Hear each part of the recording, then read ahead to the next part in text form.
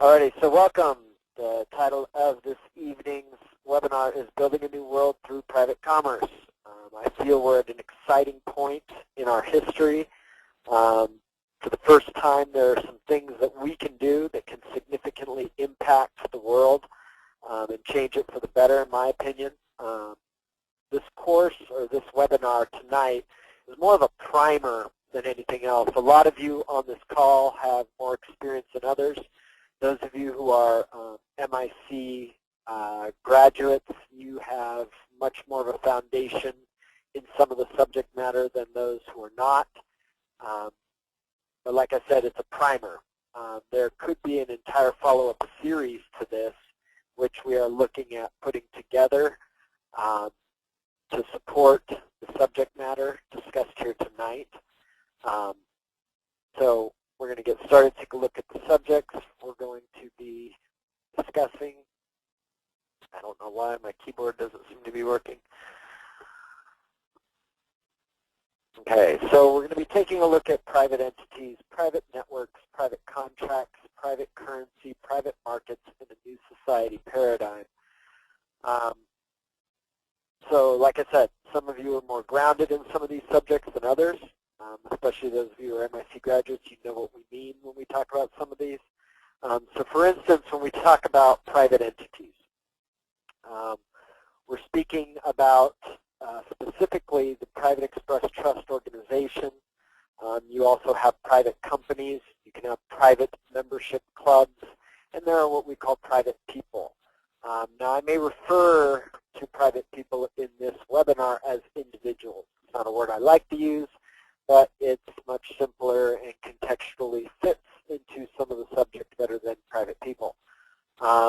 So a private entity is an entity, or the distinctions of private entities include the status, the authority, and the jurisdiction. So if we're talking about like the Private Express Trust, the status and authority, okay? The authority, for example, with a typical public entity. Let's say you incorporate in the state of Nevada. The authority under which you're incorporating is the state of Nevada, or the Secretary of State for the state of Nevada.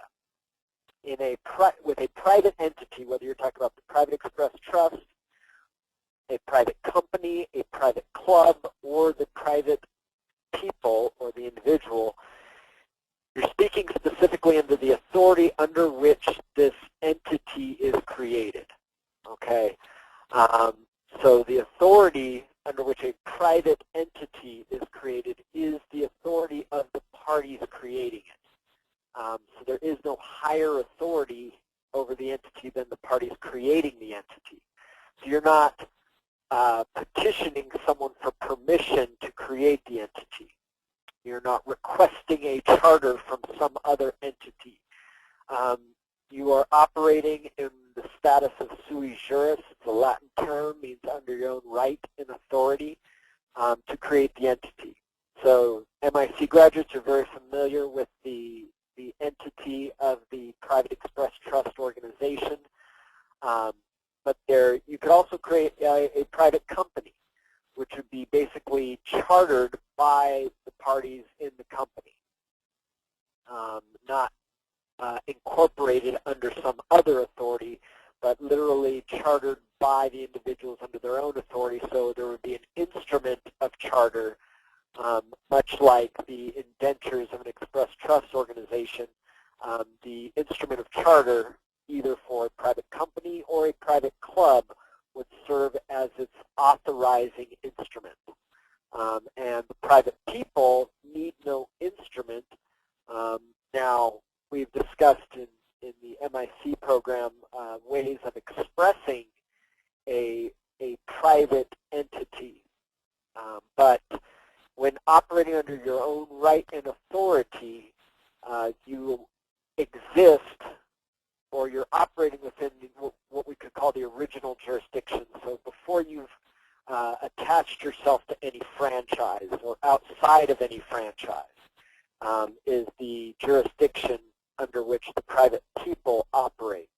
Now what do I mean by a franchise? Because we will use that term a couple times in this webinar. A franchise, when I use it in the context of this subject, would be like the United States or the state of California. Those are franchises. Under those franchises, you have things like residents. Within the state of California, they have a sub-franchise known as a California resident. Under the franchise of the United States, you have a sub-franchise called a United States citizen or a U.S. citizen. This is under the benefit, privilege, and protection of the franchise. So just like if I open up a McDonald's store in the McDonald's franchise, I'm operating under the benefit protection of the McDonald's franchise. So a U.S. citizen, which is a capacity, it is not the individual man or woman. It is a capacity in which a man or woman can operate. That is a franchise. So when you're operating under the franchise of the United States, you may be operating as a U.S. citizen. You may be operating as a non-citizen alien or a resident alien. You may be operating under the franchise of the state of California as a California resident. You may be operating under the franchise of the city of Fountain Valley. And that franchise would be a resident of the city of Fountain Valley. So these are various franchises, and you act in the capacity of a sub-franchise when you act as a resident of one of these franchises or a citizen. Okay, so again, this is a capacity. I want to spell that out clearly. What I will term all those sub-franchises that we can operate under, whether we're talking about U.S. citizens or U.S. residents or state resident or city resident, I'm going to group them all together and call them U.S. persons for sake of simplicity. You operate under a certain authority in that franchise. The authority is either the United States, the franchise of the United States, the franchise of the state of California, or the franchise of the city of Fountain Valley. You also, so your status is one of a franchise member. Now, that's not going to be the official term given. Status is a subject status when you're operating in the franchise. Each franchise creates or has a jurisdiction. The jurisdiction is where certain law forms apply. Okay, so for instance, in the city of Fountain Valley, they have certain city codes that only apply in the city of Fountain Valley. A Fountain Valley police officer cannot go enforce the Fountain Valley codes outside of the city of Fountain Valley. It is not a physical place. It is a realm of operating. It is a fictional place where you operate in through these various fictions of law, whether we're talking about the subjects of the various types of U.S. persons, which could include also non-residents. So that is a classification. So if a non-resident of the city of Fountain Valley is in the city of Fountain Valley, he is subject to the statutes of the city of Fountain Valley and the enforcement of the statutes of the city of Fountain Valley by virtue of his status of non-resident within the city of Fountain Valley. Okay, and I use the term within. And that, again, that does not mean within a physical border. So when we talk about being within the United States, we're talking about being or operating within a jurisdiction. You can be in the physical confines of what is commonly known as the United States and not be operating within the United States as far as a jurisdiction. You will be operating what is known as without the United States. So without is a term used in law to signify that you may be within a territory or a physical boundary, but you're operating without a particular jurisdiction or franchise. Okay, I think that sums up any questions regarding status, authority, or jurisdiction, or private entities in general. Iris. Go ahead, Iris.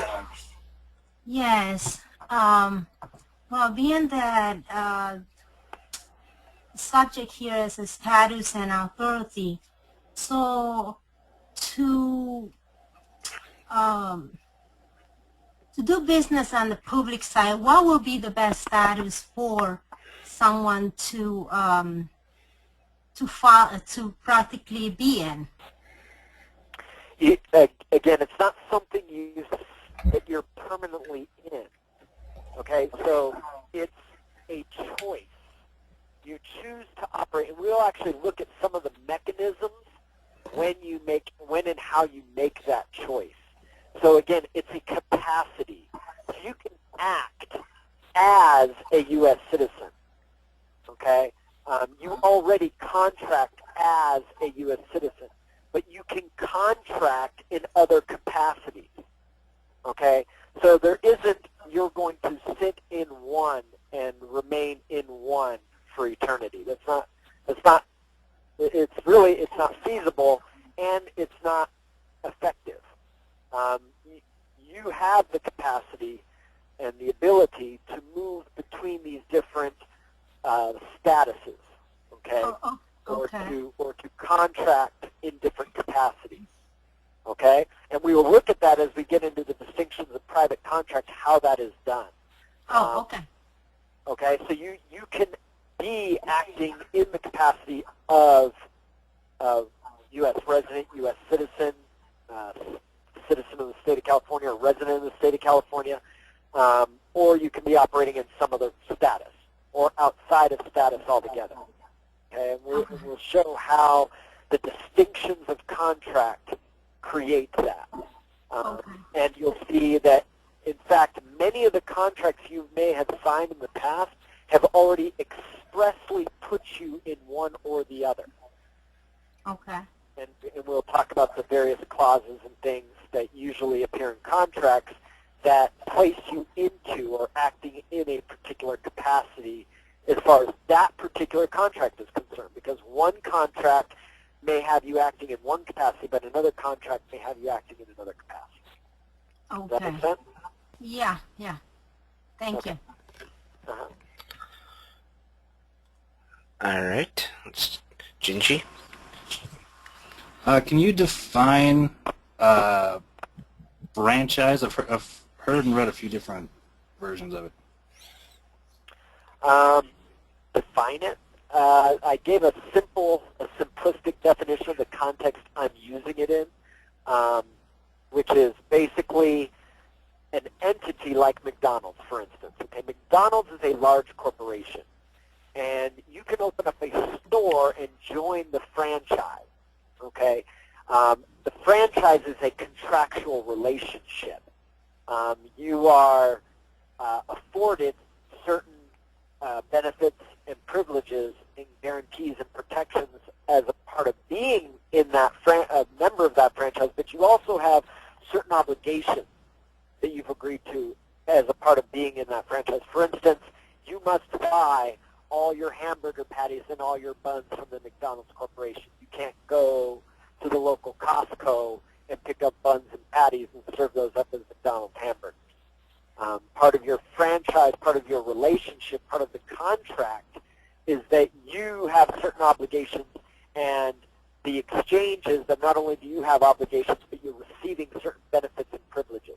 So if we're looking at the United States and the U.S. citizen and the relationship between those two, there's a contractual relationship there. The U.S. citizen is afforded certain benefits, privileges, and also has certain obligations to the United States. Okay, so that's how I'm speaking about it in this context. It's a contractual relationship, which on one side has benefits, privileges, and on the other side has obligations and duties. Cool. Right on. Thanks. Alrighty, so we're clear now? No, one more. Okay. Go ahead. Yeah, I just wanted to confirm, is there going to be any coverage over the topic of return of interest along with this seminar, or is that a completely different seminar? What do you mean return of interest? What does that mean to you?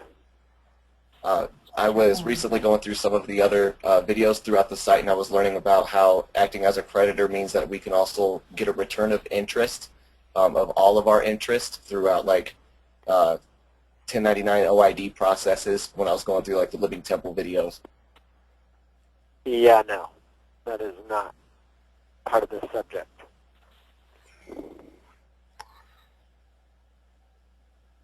This is about creating a new paradigm, a new system to operate under, and you have that power now.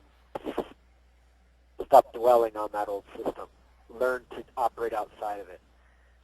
Free yourself from it. That's what this subject matter is. Because if you're relying on what you call a return of interest, what you're relying on is that old currency system. And that old currency system is going away. There are things in place now which already make it obsolete. And it's in death throes. So this is about how to create a new system, how to operate effectively within a new system. And by virtue of you choosing to create and operate within this new system, you will create a new world where that old system has absolutely no power. I mean, this is actually a very profound subject. We're at a unique time in history where private currency is now being globally accepted. Okay, private currencies like the cryptocurrencies and things that have no central banking system attached to them. That is profound. Not only if you're operating, let's just say you're here because you've gone through the courses and you operate a private trust. The operation of a private trust with these private currencies is profound because you can make all your distributions and keep all your holdings in these private currencies and truly keep your businesses in the private. But now, because of the nature of this, you actually have the capacity to basically do away with the central banking system, which is, if you look hard enough, you'll see that it's at the root of a system that is dependent on scarcity, which mandates scarcity. We can't operate a sustainable world in abundance with that old system. And that's probably why these new systems have emerged and why that old system is falling apart. I mean, it's falling apart rapidly. And we now have in our grasp the ability to put something in place, something new in place that has great potential. So your return on interest would be in the form of basically engaging that banking system and empowering that banking system. I say let it die. And you'll see as we go through a lot of the different subjects in this webinar how that is possible. Yes. Yes, hi, Brandon. This is Marcus. Hey, just wondering with the new private, with the private entities, when, for example, if for some reason we go into martial law, which the state the corporation United States is already in martial law, but when they really start enacting it, when we're in our different private entities, when they start moving people out of areas, are we subject to that? That's all I wanted to know. Okay, so first of all, again, where you put your energy is interesting. Nobody's going to move anyone out of anywhere. Okay, you got to remember there is no them versus us.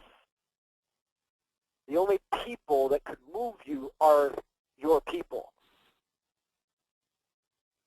So if you create that military as your enemy, okay, fine, they're your enemy and they will be moving you out, but they're not your enemy. The military is you.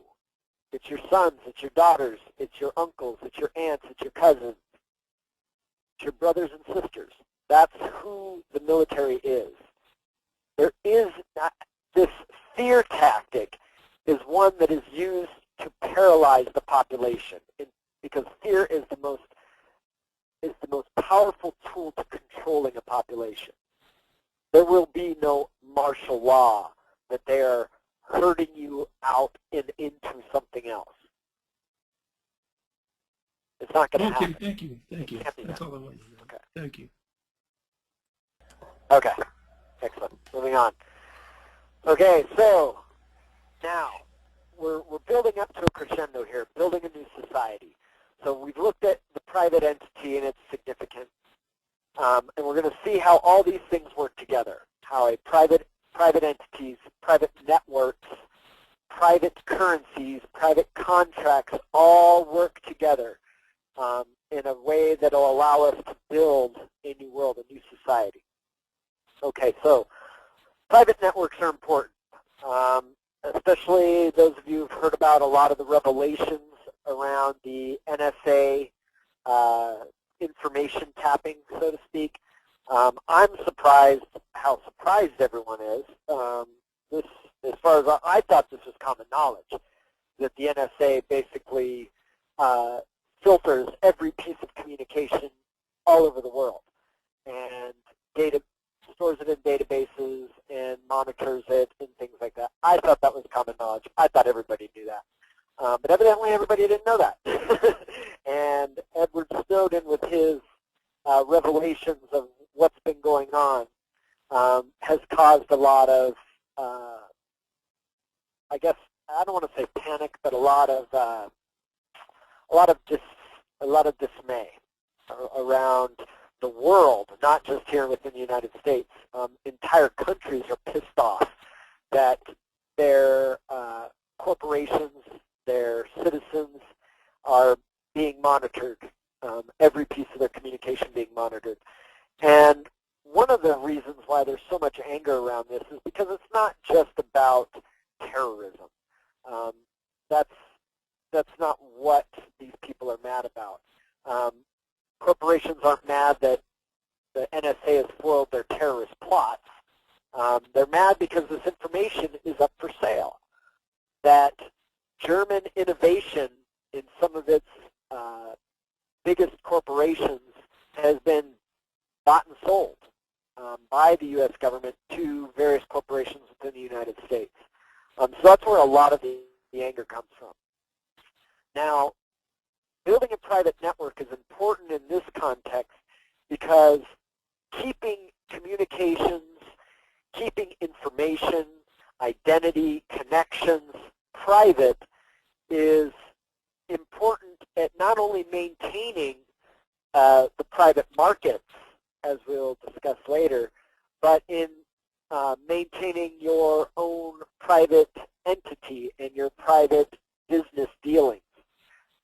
If you truly want to stay private, you're going to have to learn some of the ways of keeping your communication, your information, your identity, your connections private. So these are some of the essential elements to building, maintaining a private network. And we'll look at some of the tools with which we can maintain or with which we can do that. Okay, so first we have communication privacy. Now, as far as email goes, as far as digital communication is concerned, there are ways of securing your communication such that it is not subject to monitoring. Okay, we will talk about some of those tools, some of those techniques, again, briefly, because this is meant to be a primer. We could do a 3-month training program just on maintaining private communications and private information and private identity. Those are actually big subjects, and there are lots of tools, and for a lot of you, there may be a lot of education involved in learning how to competently do that. Those of you who may be more savvy with technology, it may not be that hard. But we will look at some of the methods, some of the tools that we can use to maintain communication privacy. Information privacy is also important. The information of your business exchanges, the information of your business dealings, of your business holdings, of your business associates. That's all information which, if you want to effectively maintain a private market or participating in a private market, learning the methods and techniques for maintaining your information's confidentiality is important. Keeping your identity private. Now, this is an interesting subject because identity is an interesting subject.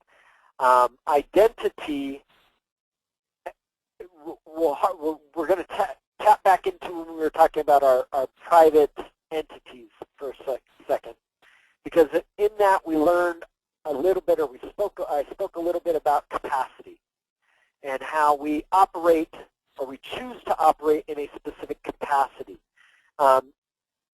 Identity, in the context of how it is used in the general public, is typically attached to a capacity, but the common interpretation of that word is I am my identity, or I am this name. And that is how most people interpret this concept of identity.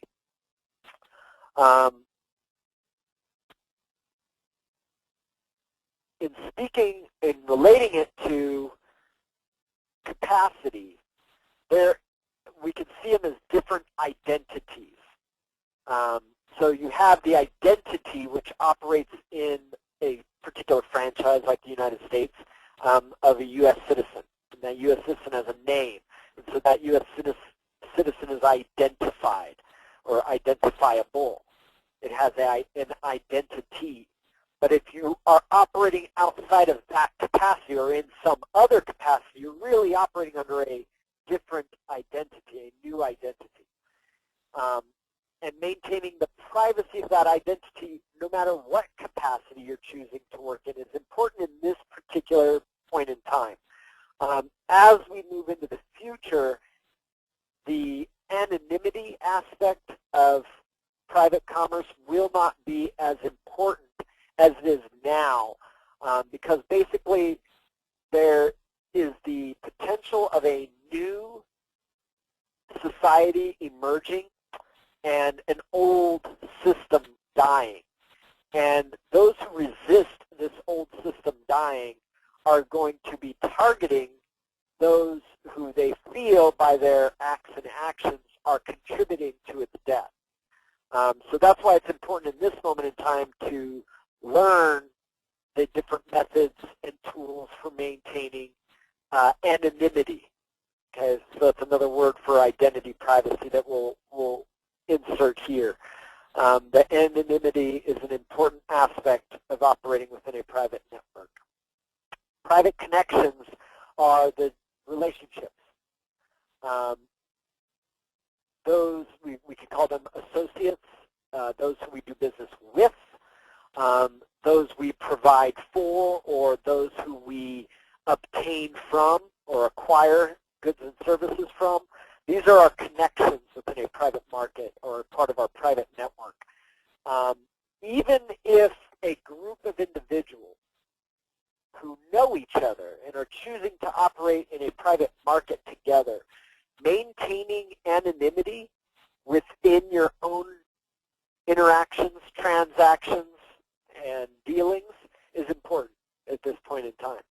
And we may get into why maintaining those connections, the privacy or the anonymity of those connections is important a little later on. And then an important aspect of operating a private network is mutual trust. Now, there are systems that you can put into place where trust is not an issue. And trust is not needed in order to engage in a private market. But I would say that an important aspect in our future, in building a future, and building a new society and building a new world, is our capacity to build and maintain trust. Now, if all we're dealing with is at an anonymous level, you may say that it is impossible to build trust, but it's not entirely impossible. Proven performance is a way that we can build trust. So, and there's certain insurances we can put into place to guarantee the trust.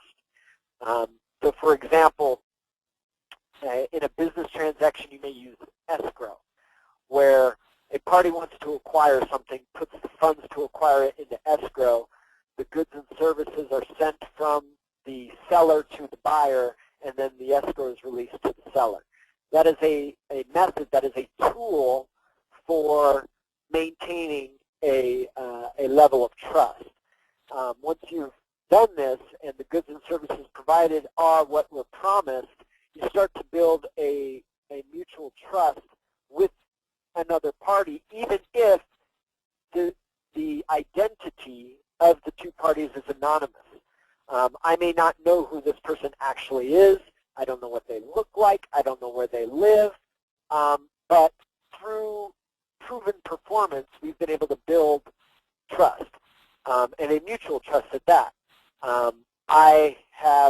Payment has been delivered by me, and goods and services have been delivered by them. Therefore, a trust has been built.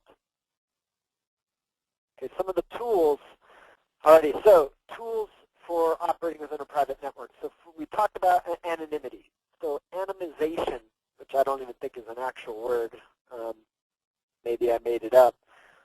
But what I mean by it is building and maintaining anonymity on the internet in particular.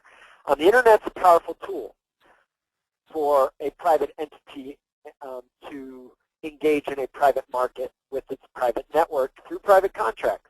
So there are certain tools which can protect your internet access. Okay, well, I'm going to go beyond access, but they can maintain anonymity of the person on the internet and the data that the individual is accessing. Okay, so on some of the other calls we've done, we've talked about tools such as Tor. That is the onion router. We'll get in at the end of this. We'll have a list of resources where all of these will become. We'll give you a list of websites and things like that where you can further research some of these. Tor is a powerful tool for basically maintaining private connections over the internet.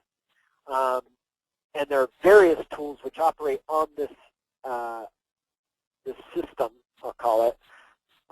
It's not really a protocol, but that operate within this system that would allow for, or are not will allow, are allowing for private markets to thrive. Already, this is already something being done worldwide.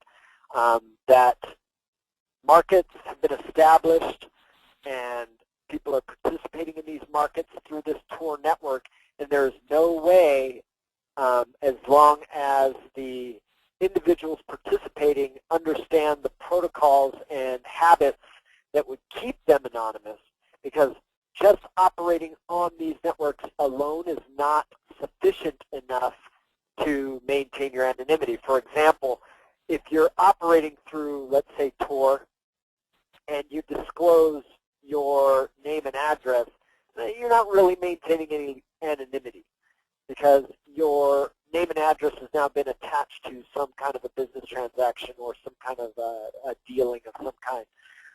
So that kind of gives up the whole anonymity aspect of it. And again, we will give you some resources and things where you can learn how to maintain. Like I said, this is a primer. We could go on for weeks and weeks and weeks on these subjects, just digging into the various aspects of them. Another tool for maintaining private network is encryption. Encryption is basically taking information or communication and using some form of keys, algorithms and keys to disguise, to obfuscate the nature of the information or communication. There are very powerful encryption tools out there, and we will discuss some of those as well. And making and operating with those tools as a habit. Using pseudonyms, handles, and strong passwords is an important aspect of operating on a private network.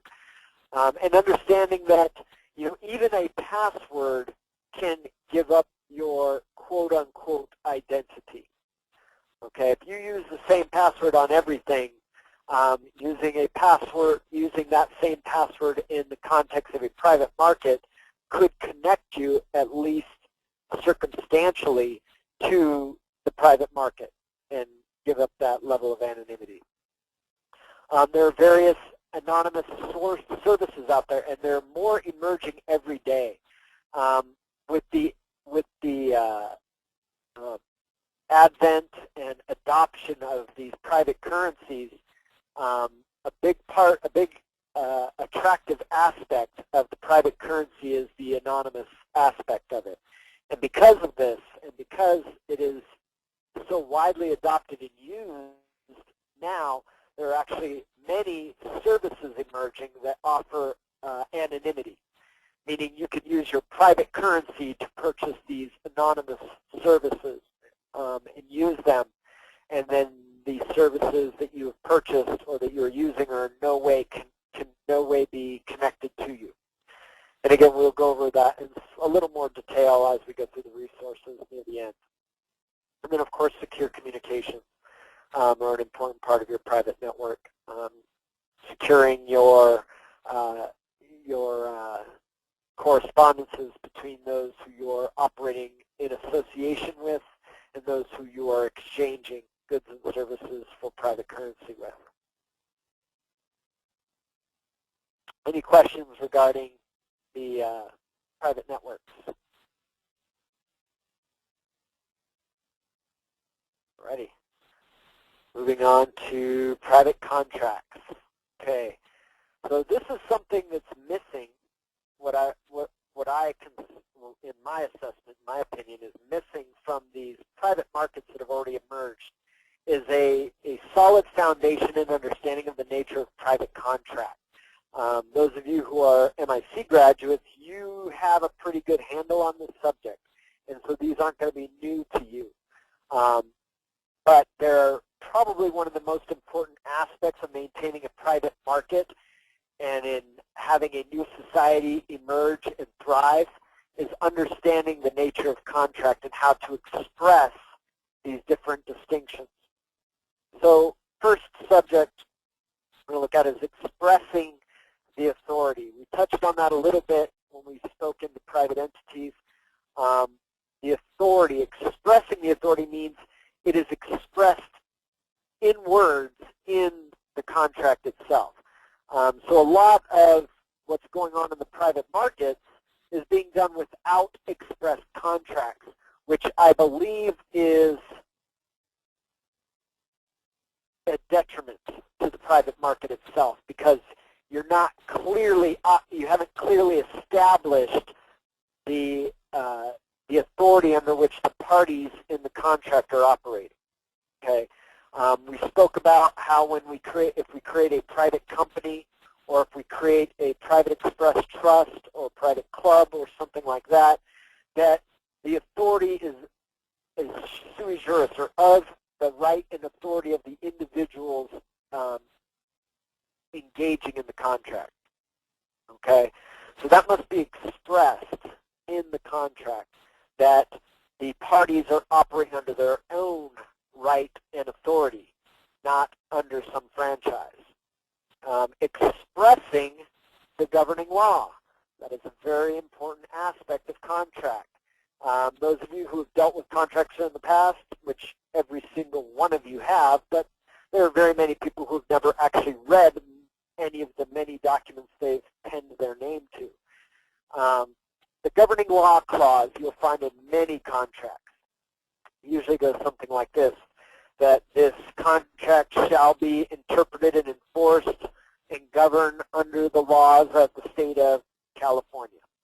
Okay, that is a governing law clause. It may say that this contract is to be interpreted and enforced and governed under the laws of the United States of America. That is a governing law clause. It is putting the contract into a certain jurisdiction, into a certain venue and authority, and making a determination of what statutes are to be used in interpreting, enforcing the contract. Now, again, those of you who have been through this program know that there are other governing laws that we like to express our contracts in. For example, expressing a contract where the governing law is common law, or expressing a contract where the governing law is private international law, or some other private law form, or the contract itself can be the governing law, and no other form of law is to be used in the interpretation, enforcement, or government of the contract. But it's important to express these things in the contract. If they are not expressed, then they can be interpreted and implied. Okay. Next is expressing the venue or jurisdiction under which the parties of the contract are operating. Again, this is where capacity is chosen.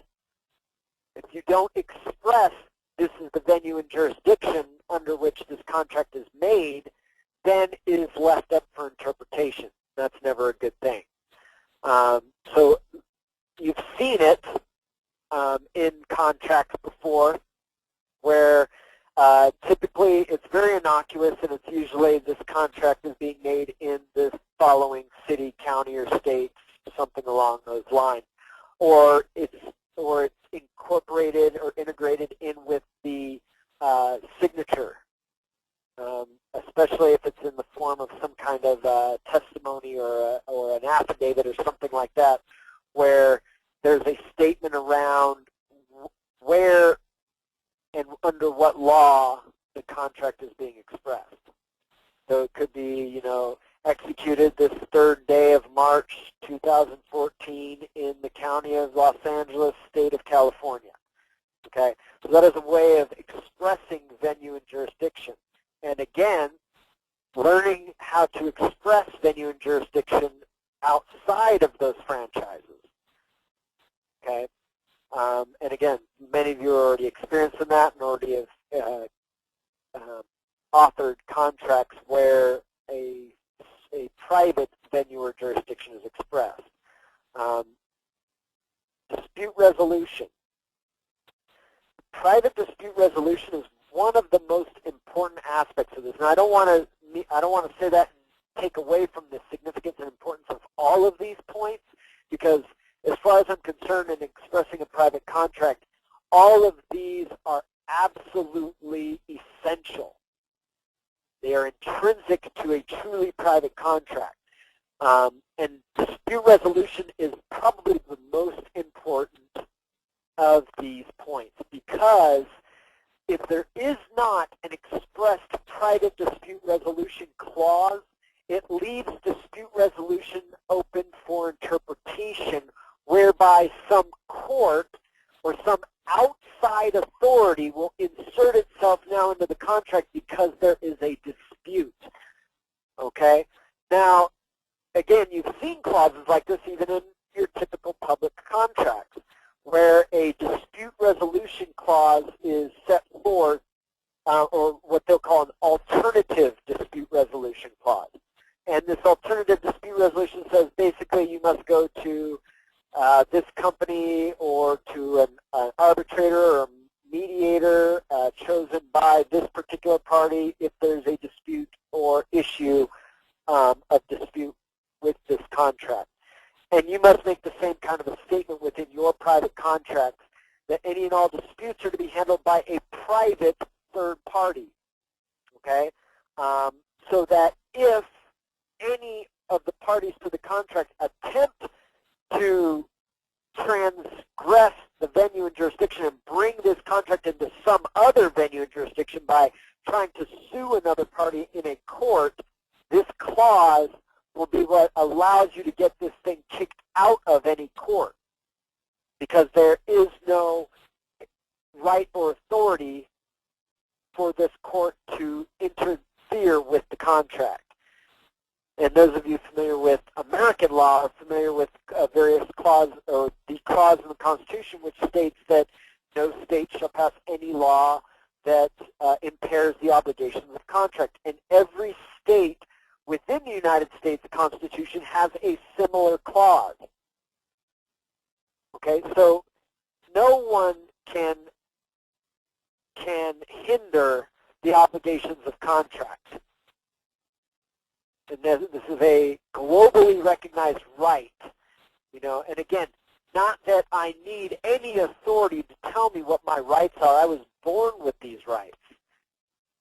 But like even the United Nations, within the Charter of the United Nations, recognizes that every man and woman on this planet is sovereign, stated in their charter. Is that where we get our sovereignty? No, we were born with it. The United Nations did not grant it to us. We were born sovereign, okay? And we choose to join franchises. When you're operating under a franchise as a subject or a citizen, you are not sovereign. You're operating under a franchise, okay? And in that franchise, you have certain duties and obligations, and in return, you're getting certain benefits, protections, and other goodies from the franchise, okay? So the private dispute resolution allows us to maintain the integrity of the contract and keep it outside of any other jurisdiction, okay? So just as sovereignty is recognized, meaning everyone has the right and authority to act under their own right and authority, so is the sanctity of contract recognized as one of those universal rights that you're born with. No one can grant you that right. That if you choose to operate outside of any franchise and enter into a contract, and you've expressed all these points in that contract, that no one may interfere or hinder the obligations of that contract. Okay. Another important aspect of the private contract is a franchise waiver. Now, this I wouldn't say is an absolute necessity. What this does is it eliminates, I like to eliminate any and all ambiguity when writing a contract.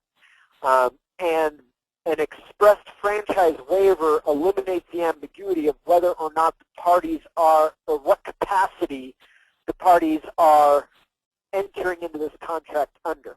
Okay, so again, we talked about the capacity of a U.S. citizen, which operates under a certain franchise, and the benefits, rights, and privileges of that franchise.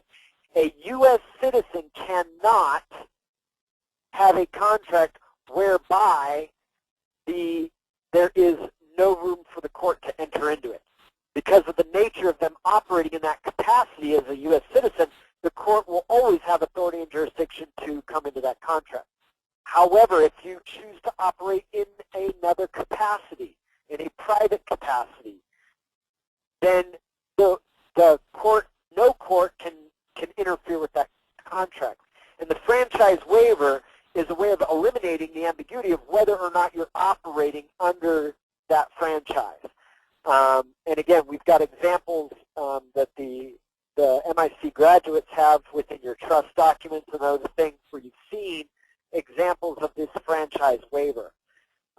It usually goes something along the lines of the parties of this contract waive all benefits, any and all rights or benefits, privileges of any and all franchises, including but not limited to, and then may state a series of franchises that may be interpreted as having some kind of stake in the contract, like the United States of America, the state of California, the city of Fountain Valley, whatever it is. So you're expressing in the contract that neither of the parties or none of the parties to the contract are operating under these franchises. And that if it is interpreted that one of the parties of the contract is a member of a franchise, that they are expressly waiving all benefits, rights, and protections of that particular franchise. Okay. Another important aspect of private contract is confidentiality. So having within the contract expressed in words that the parties agree to holding the parties of the contract, the terms and conditions of the contract, everything about the contract is to be held confidential by the parties. You may even put in there a penalty for disclosing any information about the contract, whether it's the parties of the contract, the terms and conditions of the contract, or anything else. What does this do? now this puts each of the parties in a place where they can maintain confidentiality lawfully because it is part of their contract. So like you've heard about the attorney-client privilege, where an attorney is not required to disclose information disclosed to him by his client. That is an implied aspect of the relationship between the attorney and the client. Okay? By expressing this in a contract, you have the capacity to keep anything and everything of this contract completely confidential. You cannot disclose any aspect of the contract, and neither can any of the other parties to the contract. And if they do, they would be agreeing to certain penalties. Now, certain penalties may include taking on the liabilities of the contract, taking on all liabilities and obligations of any and all parties of the contract by disclosing any aspect of the contract. Okay, but it's important to have that clause in there so that you can maintain the confidentiality. It's a private contract. By the nature of it being private and proprietary, should have a clause in there expressing that. Okay. And then, of course, an important aspect of the private contract is that private parties are involved, and we discussed this under private entities, so that the contract is expressly between two or more private entities, and that the compensation or the exchange in the contract, if a currency is used, that it is a private currency. Now, it's important that a private currency is a part of that transaction because, again, let's say you like to use a fiat currency like the Federal Reserve note. Federal Reserve note is issued under a certain authority, okay? And by virtue of using that instrument in your contract, you are, again, bringing an outside authority into your contract. So by virtue of using this fiat currency or this Federal Reserve note, you've now left a hole in your contract whereby it can be interpreted that you brought an outside authority into the contract because you used this currency that is issued by some other authority.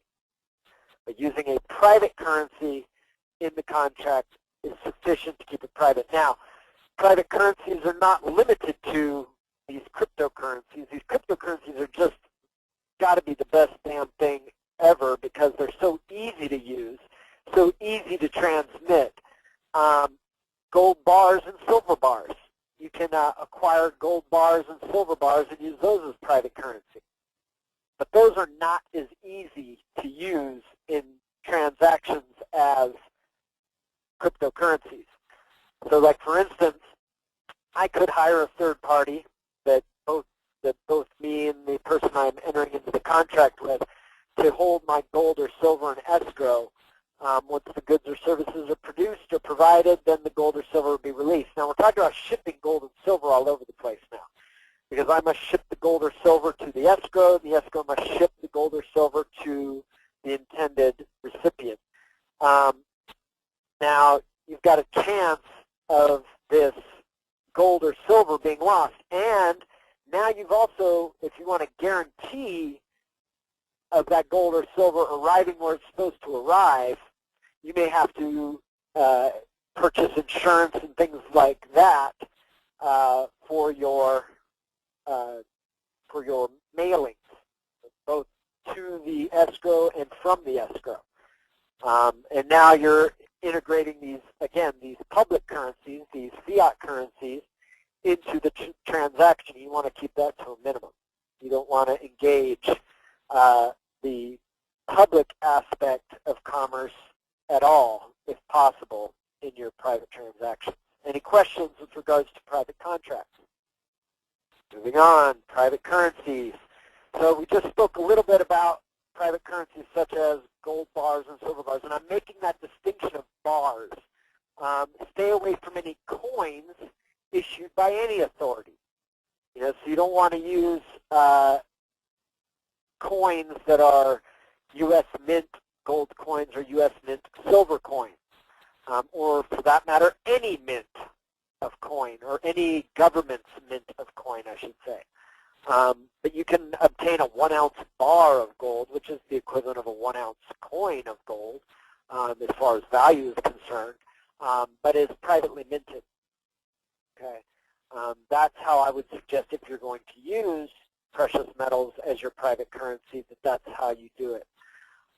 Now, my preferred method these days of private currency are cryptocurrencies. You've heard about the Bitcoin, and that is what is termed a cryptocurrency. Basically, these are decentralized currencies.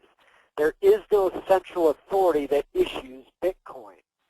It is created by a process known as mining, and anyone and everyone can participate in this process known as mining.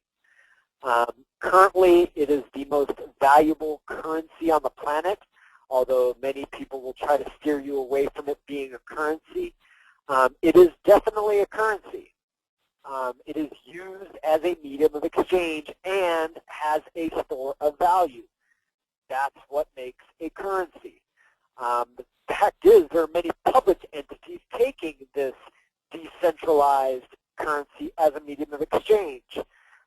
Recently, you had Overstock.com, which is one of the biggest online retailers, now accepts Bitcoin to purchase its goods and services. PayPal and eBay are now talking about integrating a system that allows for cryptocurrencies to be used in their online markets as well. So it is definitely a currency.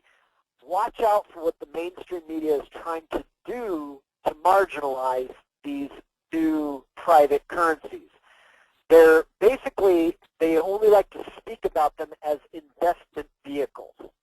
And yes, you can use them as an investment vehicle because of especially because of the volatility. Buying low, selling high is something that can be done on very short periods of time, and lots of money can be made. But that is missing the significance of these private currencies.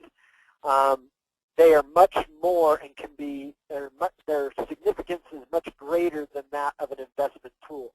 In fact, I feel that if what you're doing is buying and selling them and converting them back into fiat currency, you're missing the whole point. And you're not really contributing to the ending of the central banking system because you're still choosing to hold your wealth in fiat currencies, which, if you look at history as any kind of indicator, is the worst idea ever. Okay? All currencies, especially since the 1930s, the Great Depression, have been deflating at astronomical rates. What you could buy for $1,000 in 1930 would cost you probably close to $100,000, if not $1 million today. Okay, that's ridiculous, and shows that had someone put away $1,000 in 1930, it would be worth nothing today, because it would still only be $1,000. Okay? What we're seeing with these new private currencies is in relation to the fiat currencies, they are increasing in value over time. All of them are. And the reason is, with most of them, is that they have a limited supply and limited issue rate at which they can be mined. Bitcoin, for example, has a limited number. There will only ever be so many Bitcoins in existence. And it's actually a relatively low number. But because there's a demand to use them, and there are markets where you can buy and sell them, the value of them is determined by the market. That's it, by people's demand. So the people's demand for this currency is at over $600 today. Okay? So one Bitcoin is worth over $600 today. And yeah, you could look at it as an investment vehicle. You could buy as many as humanly possible today, and a year from now, they'll be worth double, triple that value. And that's an awesome investment, no matter how you look at it. But if what you do is change it back into dollars, again, I think you're missing the point. Or you're missing the potential, I should say. Because if your point is just to make more fiat currency, more Federal Reserve notes, then yeah, use it as an investment vehicle. Great. But the potential of these private currencies is to revolutionize the world, is to take away the power and control of the central banking system, to do away with it altogether. You know, there was a Swiss company recently that did some research. You know, that's actually not that recent anymore. It's a couple years old at this point.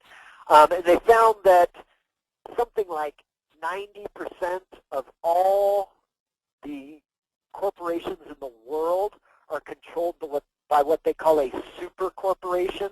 And at the heart of this super corporation, they found the central banks. That basically 90% of all the corporations in the world are controlled by a very small group of people. And you take away their power to issue money and their power to control money, and you put that back into the hands of the people, where each individual becomes a bank.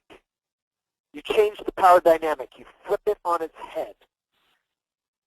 The people become the seat of power in the world, not a few bankers. This is a very significant opportunity that we have in front of us, ladies and gentlemen.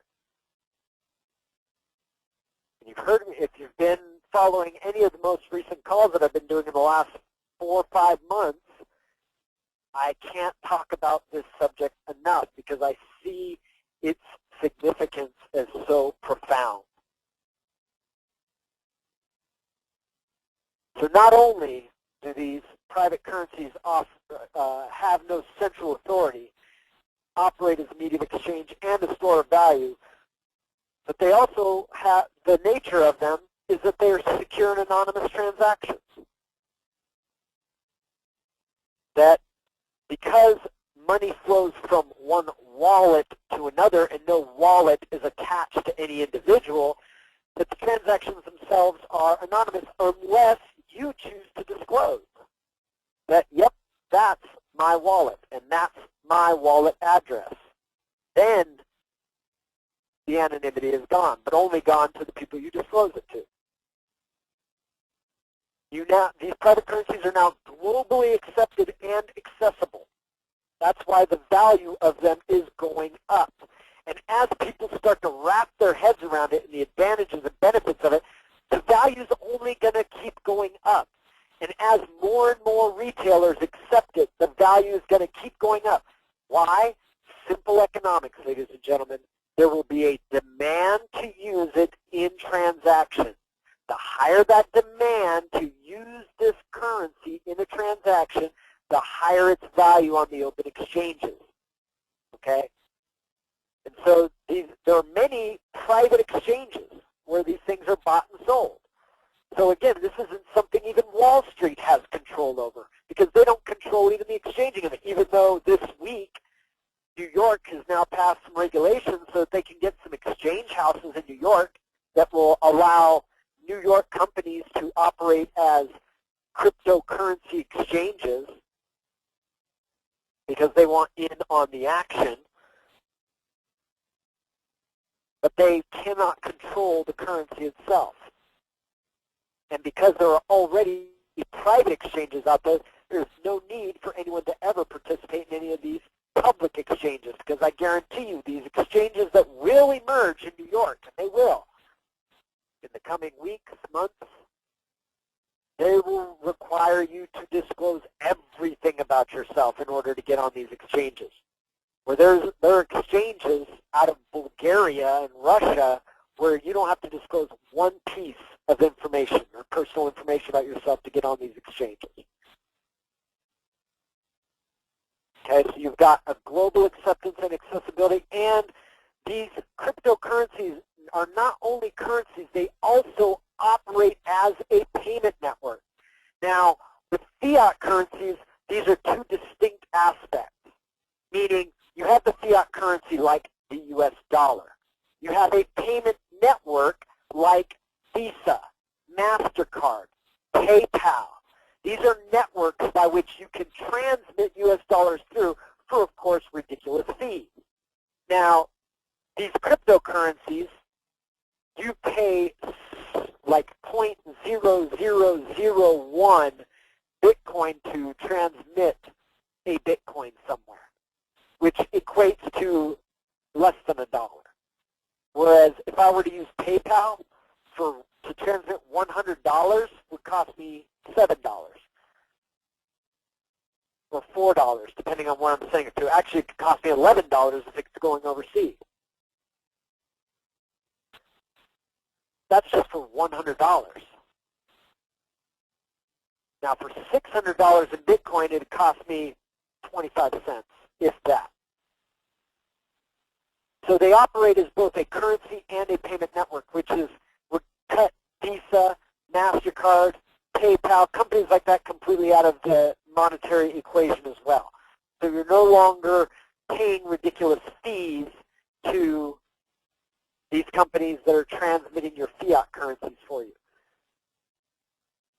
And the small fee that you pay on the Bitcoin network is just going to actually maintaining the security and the transaction speed of the network itself.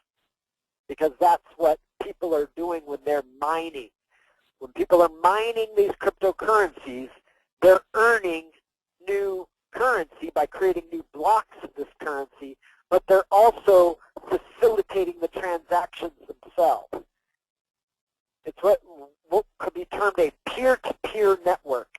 It is a peer-to-peer banking system, meaning my computer, your computer, and Billy Bob's computer are all part of the transaction system.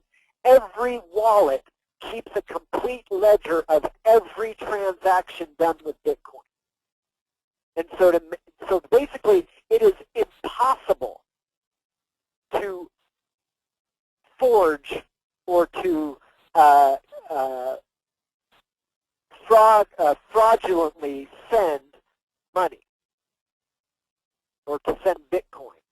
I should say virtually impossible, because if I controlled over half of the computers in the world operating in Bitcoin, I may be able to do a double transaction. But I would have to control over 51% of the computers, and even then it would be a tricky task to achieve such a double sending of Bitcoin.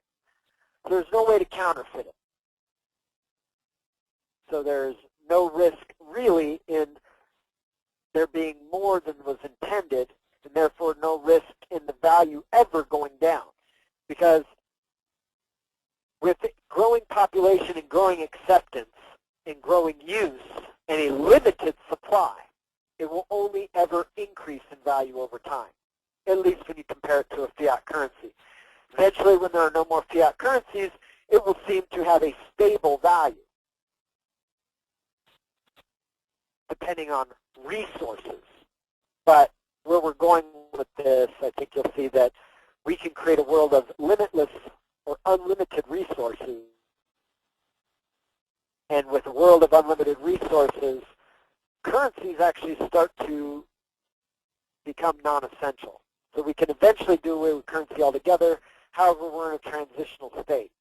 And this is a way to shake those who have been in power and control for so long from the reins of power and allow for a new society, a new civilization, a new world to emerge as a result. So Bitcoin is, or I should say cryptocurrencies, are lawful money. They are not legal tender. What is that distinction? What does it mean? Lawful money is basically when any two parties agree that they will accept something in exchange for goods or services, it is lawful money. So gold and silver are lawful money. If me and my friend agree that we will exchange beans for services and use that between us to exchange goods and services, then beans become legal money, lawful money. Legal tender is a form of money that by a government edict is is required to be accepted for the discharge of debts. Okay, so basically what does it mean when these people who are trying to badmouth Bitcoin say, well, it's not legal tender? What it means is nobody can make you pay in Bitcoin. That's absolutely true. Nobody can make you pay in Bitcoin. But if you want to enter into a private contract with me, the only way to pay me is with Bitcoin. Because I'm operating in a private contract. So yeah, I can't demand you pay me in Bitcoin, but you can't demand I provide the service either. But if you want me to provide the service, you will pay in Bitcoin. So it is lawful money, and if the parties agree upon its use in the transaction of business. It is not legal tender because no one can make you pay in Bitcoin. That's actually a good thing. I don't know if they know that or not, but in every little bashing of Bitcoin I've seen where they talk about it not being legal tender, that is one of its greatest aspects, one of its most attractive qualities, is that it's not legal tender. If it was legal tender, then, you know, there'd be all kinds of people trying to confiscate it. Alrighty, another very attractive aspect of cryptocurrencies is that they have what are called wallets. And these wallets store accounts. And you can send money to and from these accounts. So you would have a wallet. And in your wallet, you can have 10, 20, 30, 100, 1,000 different accounts. They're all within your wallet.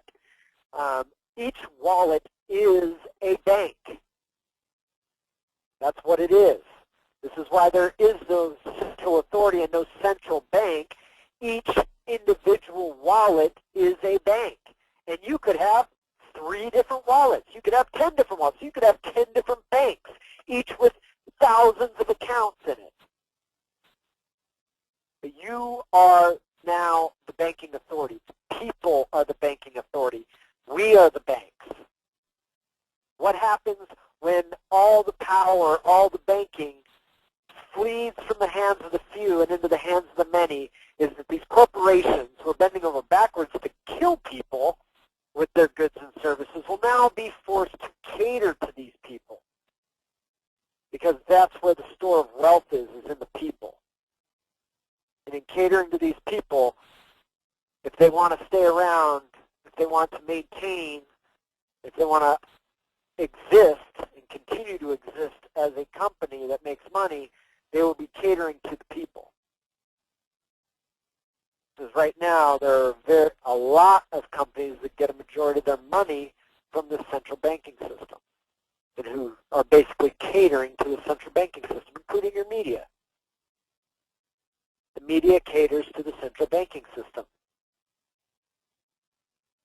Large corporations cater to the central banking system. Hello? Yeah, go ahead, Mike. I got two questions. First question is, when you use cryptocurrency, what law governs? Whatever you determine in the contract. So again, there should be, eliminate any ambiguity, there should be a contract in place. And then the contract would tell you what the governing law was. Because there is no central authority, there is no law attached to the currency itself. So I don't know if you guys heard recently, there was a congressman who was jumping up and down, yelling and screaming that the Federal Reserve needs to step in and regulate Bitcoin because it is the source of all evil. And the chairman, or chairwoman, I guess, of the Federal Reserve came out and said, there is no way that we could ever, even if we wanted to, regulate Bitcoin. We have no authority. So what is the Federal Reserve saying? It's saying, it ain't our money. We didn't create it. There's no way to control it, so how can we regulate it? So all this talk about wanting to regulate Bitcoin is a joke. I don't know if any of you remember back in the day when the Internet was first becoming popular and they wanted to tax email. They wanted to make you pay like you pay to put a stamp on an envelope. They wanted you to pay the government per email you sent. Now that is the biggest joke ever for those of us who understand the nature of the Internet and Internet protocols. They could never have achieved it because anyone can set up absolutely no way to regulate email and charge a tax on each email. That's the same thing with this Bitcoin. There's absolutely no way to regulate it and control it from an outside authority because it doesn't work that way. And so there is no law form attached to Bitcoin. It operates outside of all authorities and jurisdictions. And therefore, whatever the express governing law in your contract is, that is the governing law of the transmission of the money. It's whatever you say it is. But if you don't say anything, and you don't express what that governing law is, it's left up for interpretation. Oh, okay. My second question is based on first on the fact that you said that there's a limited number of Bitcoins. Is that true? Yes. There will So- only ever be, it's either 21 or 24 million. Right now there's about 12 million in existence. But it reaches, basically the mining process will eventually mine all 24 million. And when all 24 million or 22 million, whatever it is, are mined, there will be no more Bitcoins in existence. That it will just be that 20-something million. And so that's why the value of it will continue to go up. So if everyone was to move towards Bitcoins, how will societies expand and grow? Well, what do you mean? If there's a limited supply of... For one, you can use it in fractions, okay? So, and there are actually over 100 other cryptocurrencies out there that don't have those same limitations, which are traded on the open market too. Bitcoin is just the big brother who has the highest value. But there are other cryptocurrencies, and actually several of them all worth more than the dollar. There's at least a handful of them all worth more than the dollar. In fact, I could probably name 7 or 8 cryptocurrencies that are all worth more than the dollar. And some of them work on different models than Bitcoin, where they actually have a 1% inflation built into them. But even if we were to operate only under Bitcoin, the fact is that Bitcoin can be broken up into 8 decimal points from 0, meaning you can deal in 10,000s, 100,000s, millionths of a Bitcoin. So really, even though a single Bitcoin is limited, there's to 21 single Bitcoins, or 21 million single Bitcoins in existence, the fact that I can break down each Bitcoin to a millionth of itself, just like we break down dollars into cents, which are hundredths of a dollar, well, we can break down Bitcoins into millionths of a Bitcoin and deal in those as well. So in reality, we've got trillions of units of currency available in just the Bitcoin model itself. And that's why right now a single Bitcoin is worth $600, or actually over $600. So, you know, going and buying a piece of candy for Bitcoin, they're not going to charge you a whole Bitcoin. They're going to charge you 0.001 Bitcoin for this piece of candy. Because to charge you a Bitcoin, nobody's going to pay $600 for a piece of candy. Right? So you're dealing in fractions of a coin for transactions. So literally, like on many of these sites that sell goods and services with Bitcoins, you'll see their prices are 0.01 Bitcoins, 0.005 Bitcoins, and things like that. Okay. And I guess this stuff isn't taxed. Well, they're trying to figure out ways to do it. In reality, the only way they can legitimately tax, and they couldn't tax the Bitcoin itself because, again, it's not legal tender, what they could do is tax you when you convert it back into dollars. If you convert Bitcoins into dollars, that can be seen as a taxable transaction. In some countries have classified it as private currency. The United States is still up in the air and dragging its feet on classifying it as anything because they're not sure how they're going to make the taxing of it work. But in reality, all countries should treat it as a private currency. And when you hold a private, if you're trading a private currency or buying a private currency, the act of buying it isn't taxable, but when you sell it back for U.S. dollars, that's a taxable event. So how they're going to treat it is, I have no idea, and they're still dragging their feet on how they want to classify it. But in reality, a Bitcoin transaction is not taxable. Now, if the entities that they're regulating, like New York is creating this regulation around Bitcoin exchanges. So if you want to incorporate in the state of New York and run a cryptocurrency exchange, there will be certain guidelines you're operating on. So they may be taxing you by transaction there. Meaning, if I send Bitcoins to the exchange itself, by the New York regulations, New York may tax that transmission of Bitcoin, but they're not taxing me really. They're taxing the exchange, because New York State can't regulate my use of Bitcoins, but they can regulate the exchange's use of Bitcoin. So that's really right now they're going after the big guys. You know, they're trying to figure out, okay, we've got these companies emerging that are making millions of dollars off these Bitcoins. How do we tax them? You know, and I think the simplest form, if they want to keep the model simple, is when it gets converted into dollars, tax them then. Because all these big companies, most of them aren't holding Bitcoin. You know, they're in it for the money, for the Federal Reserve note, for the fiat currency. So as soon as they get a Bitcoin, they turn it into a dollar. So they're not really holding on to these. So there's no, I don't think they really need to focus on Bitcoin holdings, because for one, it's absolutely impossible to prove Bitcoin holdings. But to convert them into dollars, especially here in the United States, that act is is something that the Treasury regulates. Okay, and the Treasury actually regulates the conversion of anything into dollars all over the world.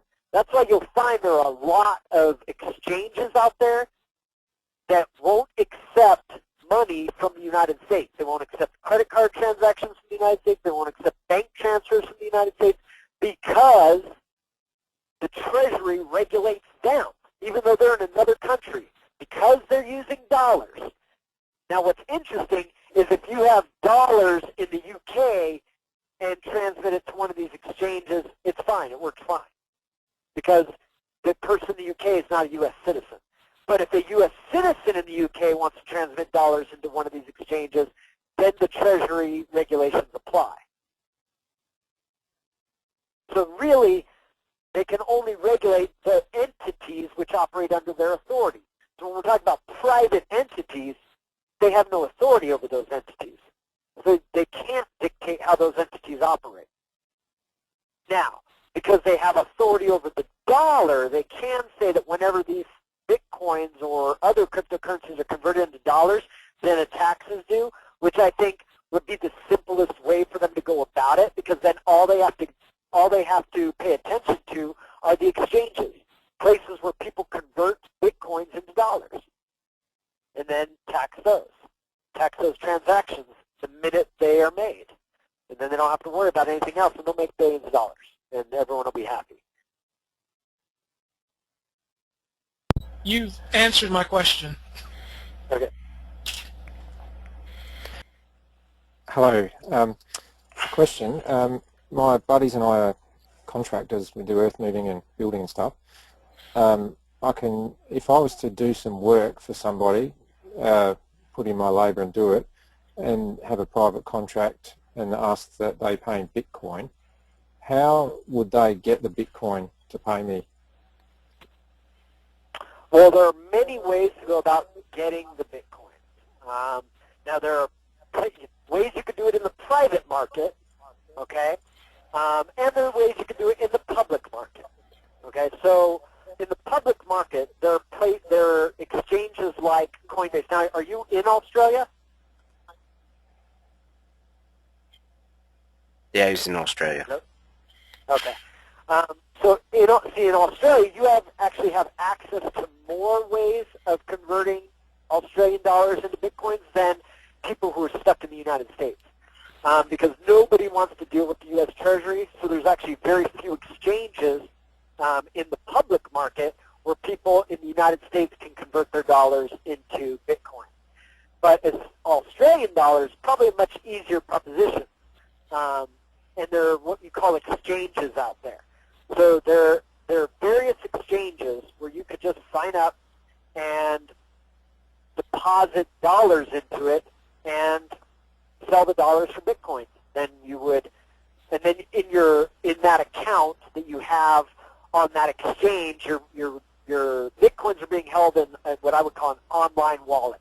And it is, I do not recommend that anyone ever keep any money in an online wallet unless you're going to be trading it, playing with it, and are okay with losing it. Because that is the biggest target in history of hackers are these online exchanges. Because for one, they hold hundreds of thousands of Bitcoins in these what are called hot wallets. These are wallets that are live online and accessible if a hacker can compromise the system. And so that's what happened. I don't know if any of you heard about the recent collapse of Mt. Gox.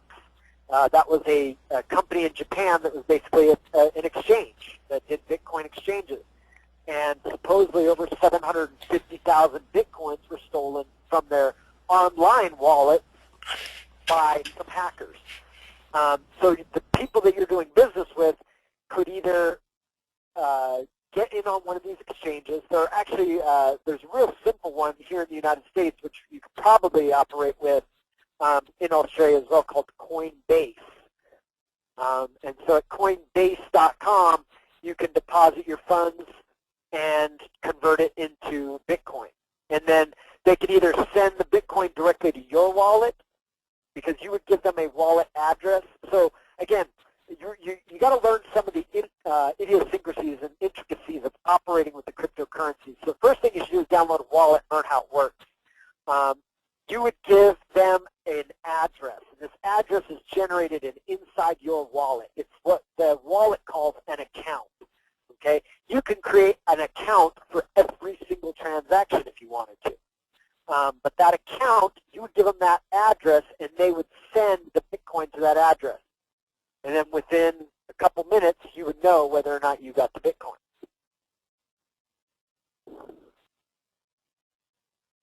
So they could use... Thanks for that, Brandon. I'll have to do a bit more. When we get to the resources section, I'll actually show you some more exchanges and stuff as well. Bonsoir, Brandon. C'est Guy Bonjour. Paul. Hey, Guy Paul. Okay, Brandon, this is an information for you. Do you know the CEO of Bitcoin found dead in Singapore 2 weeks ago? The who of what? The CEO of Bitcoin. She's dead 2 weeks ago in Singapore. Yeah. No. That was the CEO of a Bitcoin exchange in Asia. Okay. Yeah, she was found dead outside her home of unnatural circumstances. Exactly. So they don't suspect foul play, but it was definitely unnatural. Yeah. Yes, she was the CEO of a trading exchange. So what probably happened, I'm guessing, with a lot of these exchanges, I'm sure there's a lot of pressure because literally these people are, Bitcoins, because they're untraceable, some of these exchanges are holding millions or hundreds of millions of dollars in an untraceable currency. So somebody may have threatened her and said, look, you're going to transfer this many Bitcoins to this address or else. And she didn't follow through, and she got the or else. So there's actually, you don't want to be a public CEO of one of these exchanges because you're going to get those kinds of pressures coming at you, especially in Asia and things like that. And I forget where she was. Was she in Singapore or something like that? Is that Yes. Okay. Yeah. So not a whole lot of protection for her over there from this type of criminal activity. But you're going to see things like that, and that's why really, if you're going to run an exchange, the best way to do it is anonymously, so nobody knows to come after you to try to threaten you to take the money out of the exchange. I'd say a really good model for the exchange is, and we'll see it in the resources, is BTCE, which is run out of, I believe, Bulgaria. But it's not even clear where their servers are set up. I've used them for months. I would say since October or November I started using BTCE. Reliable. They've never had any hack, never lost a single dime. So they're also completely anonymous. You don't know who's running it. You don't know where their servers are. So that's probably the most secure way to run an exchange with a currency that's completely untraceable. You know, this is basically the new age of bank robbery, is hack into an exchange computer and transfer all the Bitcoins to some random address. In fact, there's a lot of Bitcoin piracy going on. I don't know if you heard about, there was a virus floating around that would basically encrypt all the files on your computer.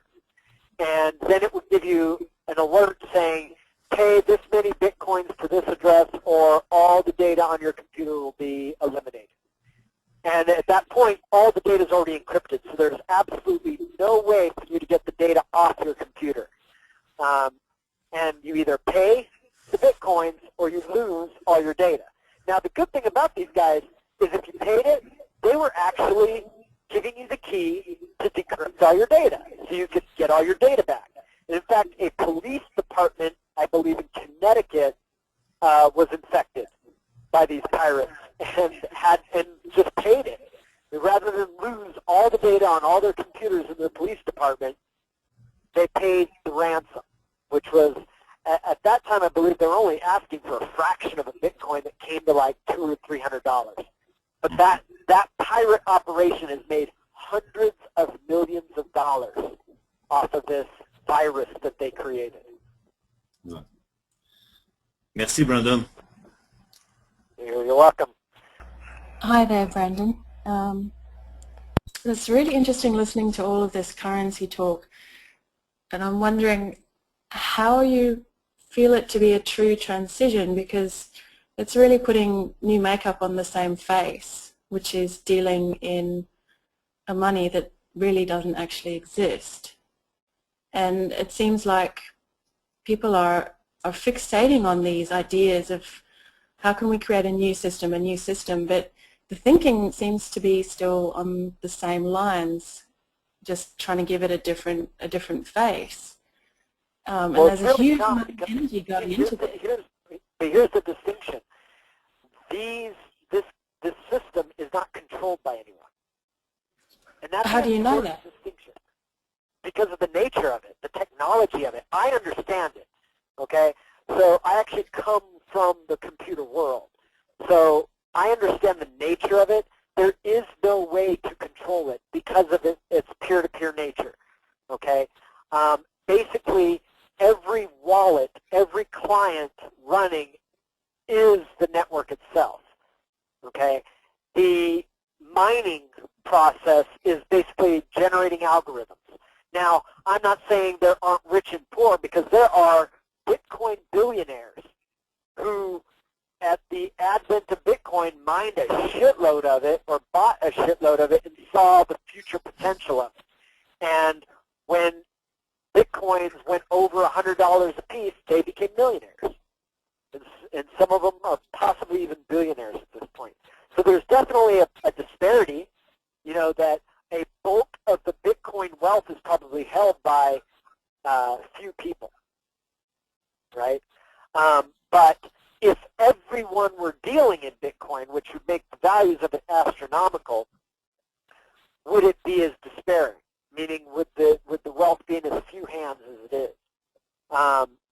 And so it's not about creating so this isn't socialism, okay? So I don't advocate a socialist agenda where everyone should just get the same amount of money. But it's still an aspect of the capitalistic idea. The potential I see for it, though, we keep it out of that. And see, by its nature, it can't be controlled. So a government can't step in and say, we're going to control Bitcoin now. They can't, because of the nature of it, because of how it works. Its intrinsic nature. It can't be controlled by anyone who wants to step up and try to control it. Okay? And for that reason alone, it can be used to bring forth technologies that have been suppressed for some as long as 100 years. Right? It can have new markets emerge that have been suppressed legally because we've been bound to the fiat currency system. Okay, so yeah, you may argue that it's not tangible, which it can be tangible. Okay, the thing about Bitcoin is you can put it in what's called cold storage, which takes it out of the computer world and puts it on a piece of paper or a card. And it can no longer be accessed in the computer world until you take that cold storage and put it back into a wallet. Okay, so it could be made tangible. So that is a possibility, but there's no need for it to be made tangible, because one of its most attractive qualities is the simplicity of using it in transactions in the digital world. And because everyone is in the digital world, everyone carries around a supercomputer in their pocket these days, transactions can be done on the fly, anywhere, anytime. Whereas holding it as paper is actually riskier, because the paper can be destroyed, the paper can be stolen. But if you understand the nature of it and you learn to take certain precautions, your wallet will always be safe, and it can never be stolen. And the coins from within it can never be transferred without you saying so. But that takes understanding the nature of the security behind it and understanding some other security protocols and storage protocols and things like that, so that you can operate at the safest possible level with it. See, because I am so involved with it these days and so animate about it, I've learned every way, shape, and form to protect any and all Bitcoins I may have. Because if my computer gets wiped out, will I still have those Bitcoins? I want to make sure that I will. You know, if somebody gets their hands on the wallet file itself, is it protected?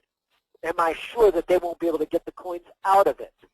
You see, so there's all kinds of things that I've taken into account, but it's no different than if I were going to store large amounts of cash in my house.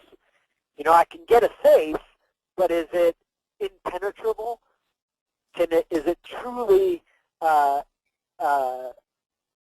can it truly keep any and everyone out, no matter what the circumstances or conditions? So, and actually, when I look at, you know, whether storing money in a bank, storing it in a vault, storing it in a safe, or using my encryption protocols, storing it in wallets and things like that, I actually feel safer with Bitcoin than anything else. But that's because I have an understanding of the technology that most don't, probably.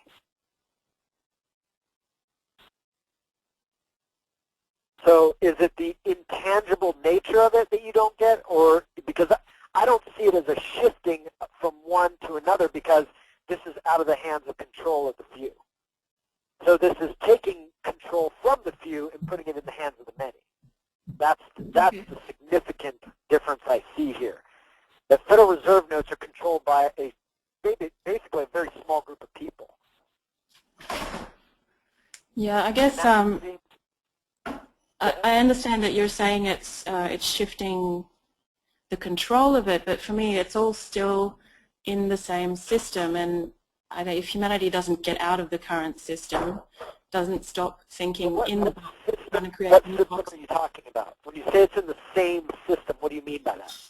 I guess the fictional world of commerce, really, as it looks today. Commerce is always fiction. Get that. There is no such thing as real commerce. Commerce, you're always dealing in fictions. For one, Yeah, I know. you're dealing with titles and claims, so you're dealing with names. Names are fictional. Even if you think it's your quote-unquote real name, it's a fiction of law. Whether it's a private fiction of law or a public fiction of law, doesn't matter. In dealing in commerce, you're dealing in fiction. Because Yeah, you're dealing with rights, titles, and names and everything else. I'm not disagreeing with you that we could operate outside of commerce, but we're not there yet. Because operating outside of commerce is basically, it's the utopian society, where basically we operate as under a resource management system as opposed to a commercial system. And that's possible. Or we could just simply have the technology to do that. But what's the transition going to be? And this, I believe, is the transition. Yeah, that was. Okay, that's why I was asking about transition, because for me, true transition is actually a move from one thing to something that is actually very different. And what I'm hearing is that is not what you're talking about. It's simply reshuffling the whole game, but it's the same system. No. So I'm wondering why so much energy. It is very different, though. It is very different. You're seeing this aspect of a central authority not being significant, and it is very significant. It is why the power on this planet is in the hands of very few. It is why your dollars lose so much value over time. See, that is a significant problem, and that is a significant aspect to the current system. What we're talking about is a transition to a new system, because, yeah, it's still, quote-unquote, using a medium of exchange, so it's still a money-based system, but it's a very different money-based system. And what it would allow, see, the other system necessitates scarcity because of the bulk of the entire monetary system is the financial system, and I mean the banking system. And so much waste is used in that system, or so much is wasted on that system. We could eliminate the entire banking system.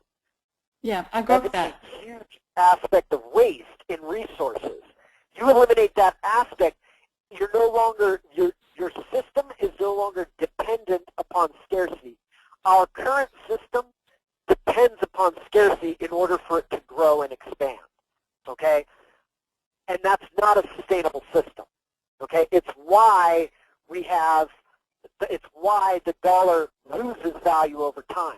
It's why resources must be controlled, right? It's why corporations are buying up the water supplies and every other resource on the planet, because they must make it scarce in order for that system to expand, okay? Because it is an upside-down model where very few who are creating an enormous amount of waste are attempting to extract all the wealth for really providing nothing of value. See, this new system with this new currency would allow for the people to be in control and in power. And therefore, that huge system of waste that's attempting to extract your wealth would cease to exist. Because for one, they couldn't control the money supply anymore, so they couldn't extract your wealth anymore. That is a complete reversal of the current system, where now we can allow abundance to flourish. We can thrive as a society. We can allow what have been suppressed as technologies like free energy technologies, healing technologies, things like that can emerge within this system, because we're no longer stuck on a system that necessitates scarcity, because it's a system that's designed to extract the wealth and the labor and the efforts of the people. This is a system that would be based in the people, all the power be in the people's hands, because every single person would be a bank. There would not be a banking system anymore. The banking system, the payment system, would all be one thing in the hands of the people. Okay, I hear what you're saying. I hear what you're saying, and I'm on board with you. I do want to see a resource management system that doesn't necessitate a medium of exchange. But I'm saying this would put us in a place where we can move into that because it flips the table. It puts the power back into the hands of the people. That system that you want to see, a resource management system that doesn't require any currency, we need to bring people into a place of being responsible for their world first. Because that resource management system, if you go into that with this current model of society, you would have a resource management system where the very few control. And so what you would do is resources themselves would become the new commodity and the new way of controlling the people. And so you would just have either you would have access to resources or you wouldn't. Because that's what people are used to, is putting very few people in control. It's the way, it's how we've been programmed for hundreds of years. To look to the very few to make the decisions, to look to the very few to control, to look to the very few to make the decisions and the choices. We need to get out of that mindset first before we can have a truly effective resource management system. And I believe that this is the way there. And it's just my belief. And I'm totally on board with what you're saying. I love the idea of operating without a currency in a resource management system. But I've still also looked at the state of people's minds and their hearts and where we as a people are at spiritually, and we're not there yet. And I believe this could be a step to getting us there. Okay, yeah, that's what I'm hearing, is that you're describing a stepping stone, that for me I'm looking at a much larger view of steps, and you're describing a sub-step in my scope of thinking, I suppose. So I appreciate what you're saying. For me, ultimately, the true power of the people is not a fiction. It doesn't reside in fiction. So looking to fiction continually is another trap. And I guess my concern is these small step transitions, that they don't drag on too long, because they're perpetuating that mentality that does not truly grasp where the real power is. It doesn't live in the fiction. And this is my vision for humanity, is that we stop playing the fiction game as soon as possible. So steps are great. I just don't like to see them drag out. Right. Well, and I don't know if you really want there to be no fiction. Like in reality, what is real is intangible. What is real is beingness, is ways of being, is feeling. That's what's real. But, you know, there's, like for me, I look to create and to manifest and to strive. Okay, those are things I enjoy doing. I enjoy building something that has a purpose and will create something. And all that is the fictional world. So I don't know if there will ever be a world without fiction, because fiction is how we articulate our reality. Okay, every word you use is fiction. Every construct of your mind is fiction. It's all fiction. All that's real is the experience itself, but in the moment you try to articulate that experience, you're just spewing fiction. Because you're using symbols, we call them words, to try to articulate something that doesn't truly convey the experience, but is only a bunch of symbols that for you articulate something, so it's fictional. So we will always be with fiction, and I don't think that's a bad thing. Great point. Great point. I agree. I think maybe we're just looking for a balance. Yeah. I suppose for me, when systems are spoken about, for me, there is a perfect system in place that we're actually literally of. And for me, there's no need to create any other system other than the perfect one that is, which is nature, the natural world. Right. And we could go to a state of, you know, being completely natural without fiction, but you know what? If I had the choice, I'd choose no, because I don't want to necessarily be without other endeavors. I don't want my only endeavors in life to be survival. Because to me, there's so much more to life that I want to build out of these fictions. You know, I love the idea of exploring, of learning, of building and creating. And we've created a unique world here and a great level of technology to where so much is possible. And it wouldn't have been had we not embraced a lot of the fiction, you know, of the world. So I think that there's a balance that we can achieve here. Because yes, we are all natural, organic beings by nature, or that is our intrinsic self is a natural being, and we live in a natural world, and there's a natural order to things, and there are natural laws. But I also enjoy what we've created that is outside of the natural world. You know, like books and movies and, you know, things like that. To me, I've gotten a lot of value out of art. And art isn't necessarily part of the natural world. It's an expression. It's fiction, but it's so beautiful. Music. You know, we've artificed musical instruments which create beauty and harmony. And yeah, that exists in the world. There's already beauty and harmony there. But isn't it awesome that we've been able to create something that adds to the beauty and harmony, like music? Absolutely. And for me, the curious thing about the mindset on the planet is that the ability to do those things and to produce is dependent on having a money. For me, that is one of the deeper aspects of the sickness of this thinking. This is what I'd like to be shifting. And there is no better time than right now to begin looking at that mindset. Is there actually really a need for money in order to be creatively expressive? No, From our I absolutely agree with you. I absolutely agree with you that there is not a need for it, and that we will eventually be free of it.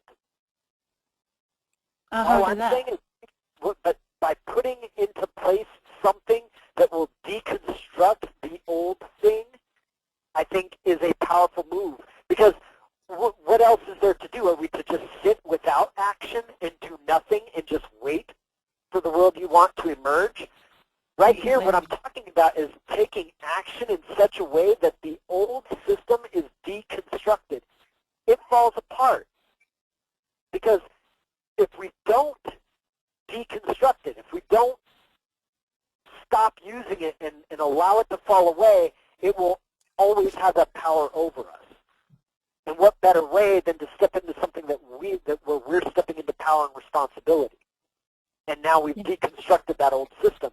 And how much easier is it to transition into this world that you want to see where there is no money than one where there is no central control and power anymore? Stepping stone.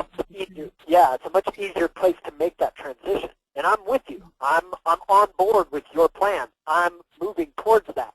I'm seeing this is my next logical action step. Is if I truly want to see a world where where art is created for the sake of creating art, not for the sake of making money, and where, you know, we engage with life in a way that money is no longer in any aspect or concern of our livelihood or well-being, that we are living. But that's what we're here to do, is to live and to experience joy and sadness and hope and gratitude and all of that, love, connection. Yeah. I'm on board with you. I'm totally working towards your goal. Brandon, thank you for this dialogue. It's been awesome. Blessings on you. Thank you. Thank you. Gingy again. Brandon, I was just wondering if you could speak into a little bit what you shared with me on Sunday about Lakota taking on the cryptocurrency as their, I forget exactly what you were saying. Yeah, okay, so recently, and again, this is, I believe, a move in the right direction. Now, where they go with it and what they do with it. So the Lakota, and I don't know whether to call it a confederation, I believe it's a union of 7 tribal nations. have adopted one of these cryptocurrencies as their currency. They're getting out of dependency on the dollar, and it's called the Maza coin. And they've created a trust with many millions of these Maza coins in it. And this Maza coin is to be used as the medium of exchange within their tribal community.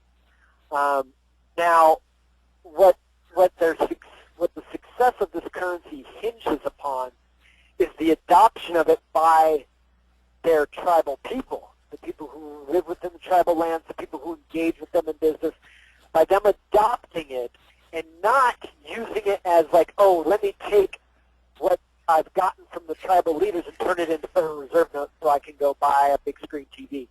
You know, if that's where they go with it, it will never gain the traction that it needs, and it will never have the value that it could to be a sustainable currency for their economic system.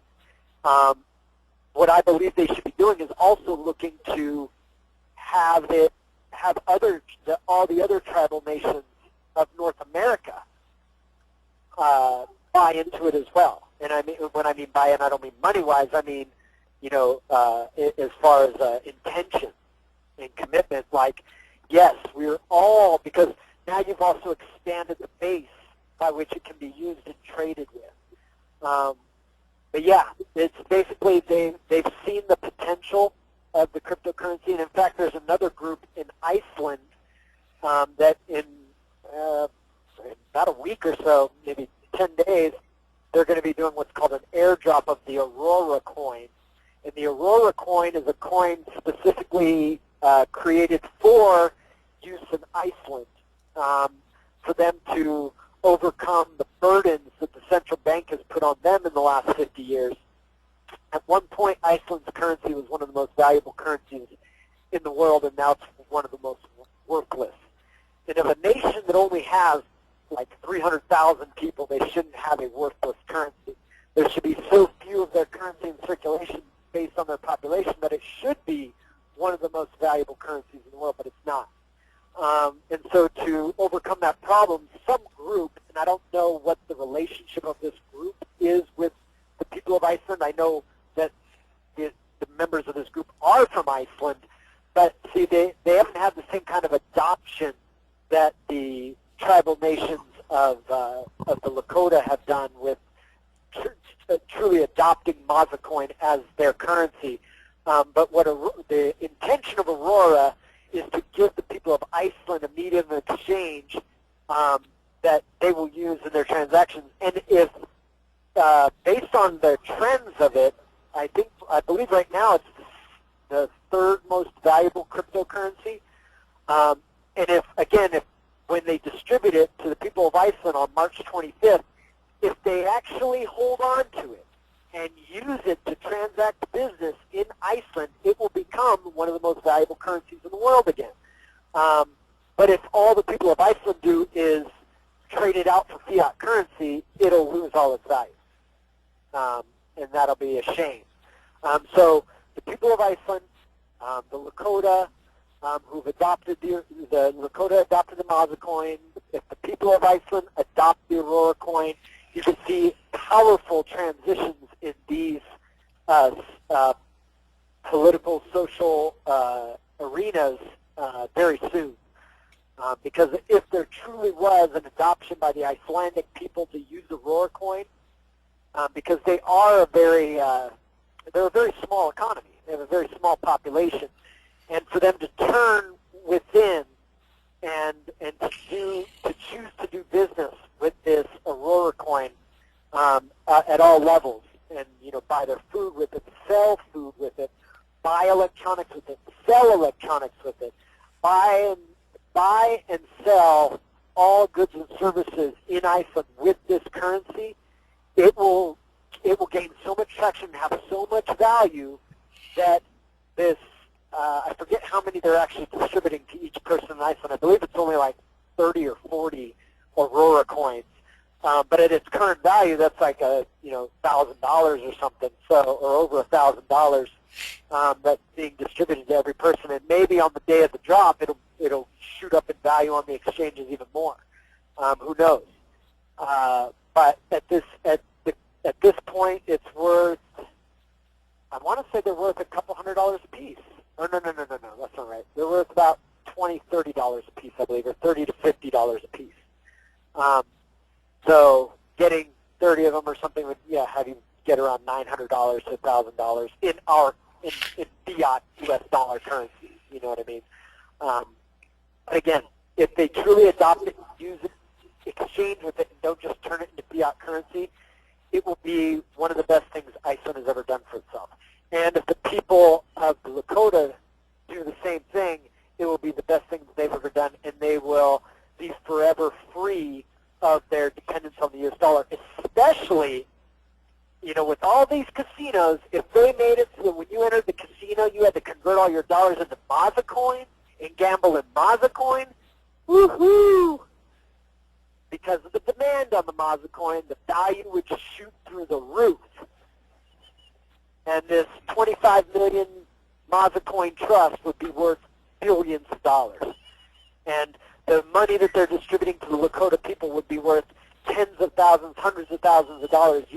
Basically, they could eliminate poverty within the tribal areas of this country overnight. If all the tribes, all the tribal nations got together, adopted the Maza coin as their currency, and then made it a requirement that when you come in the casino, you have to trade your dollars into their currency to use it in the casino, it'd be all over. And they would never need a single dollar from the federal government ever again. They could eliminate poverty completely. It would be completely transformational for their entire society if they did something like that. We'll see where they go with it, what they do with it. That's so cool. I think it might have been Adam, but someone was telling me about like Bitcoin ATMs and stuff like that now. Oh yeah, they got Bitcoin ATMs. In fact, the first one in the United States was here in Albuquerque. Sweet. Yeah, it's right down the street. And now they've got them, I know, in Austin, Boston. They've got them all over the world, but they just started appearing in the United States in the last month or two. So awesome. there's probably, I know that actually I think there's one in Chicago too. So there's already about at least probably 10 of them in the United States that I've heard about. There may be a lot more than that, and there's Bitcoin ATMs all over the planet. And they work both ways. Some of the ATMs do both, where you can change money into Bitcoin and change Bitcoin into fiat. Some of them just change fiat into Bitcoin. Some of them just change Bitcoin into fiat. So they've got actually all three models in production and operation all over the planet. It looks like they're bringing one to Denver soon. Yeah. Yeah, I wouldn't be surprised. Sweet. Thanks, man. I'm clear. Mm-hmm. Hey, Brandon, I just wanted to comment on the discussion before. And but before I do that, I just wanted to mention to everybody, if they wanted to learn a lot about Bitcoin, there's a really, really good couple of videos. And it's given by a guy named Andreas Antonopoulos. He's an expert. And he goes in depth about Bitcoin and everything that's involved with it. So far as what we were saying earlier about, making the transition, I'm reminded of that phrase, don't let the perfect be the enemy of the good. And, so this is like, to me, I see it as a big stepping stone. And, the other thing about fiction as opposed to reality, mine knows reality because there's fiction and vice versa. Right. And that I just wanted to pass that on. Oh, thank you, Jerry. And what was you just had his name. Was there anything else? Was there a specific website or anything you could point him to? If you search on YouTube, his name is Andreas Antonopoulos. And there's one talk that he's giving. He's at a restaurant talking, and that one's good. But there's a better one where he is actually speaking to a group of people. And it's probably about 2 hours. At least, maybe 2.5, and the guy really knows his shit, and he goes into it like on all kinds of levels, you know, just about the technologies built around Bitcoin, and, you know, making all kinds of the distinctions that, you know, somebody like yourself who's been involved in computers, this guy is, it's kind of changed the course of what he's done, and he's he's gone into it almost 100%. So, yeah, Andreas Antonopoulos. Okay, thank you. He looks like definitely look into that well. What's that? Okay. He looks like I was just going to say. I was just going to say, you'll know him right away. His hairline is kind of like Dracula, you know. Nice. Okay. All right, thanks, Jay. Yeah. Yeah, so, hello. I got a little question. So history reveals that power and control lies within the hands of a few. So investing, you know, money with inflation and deflation, doing with taxes and stuff.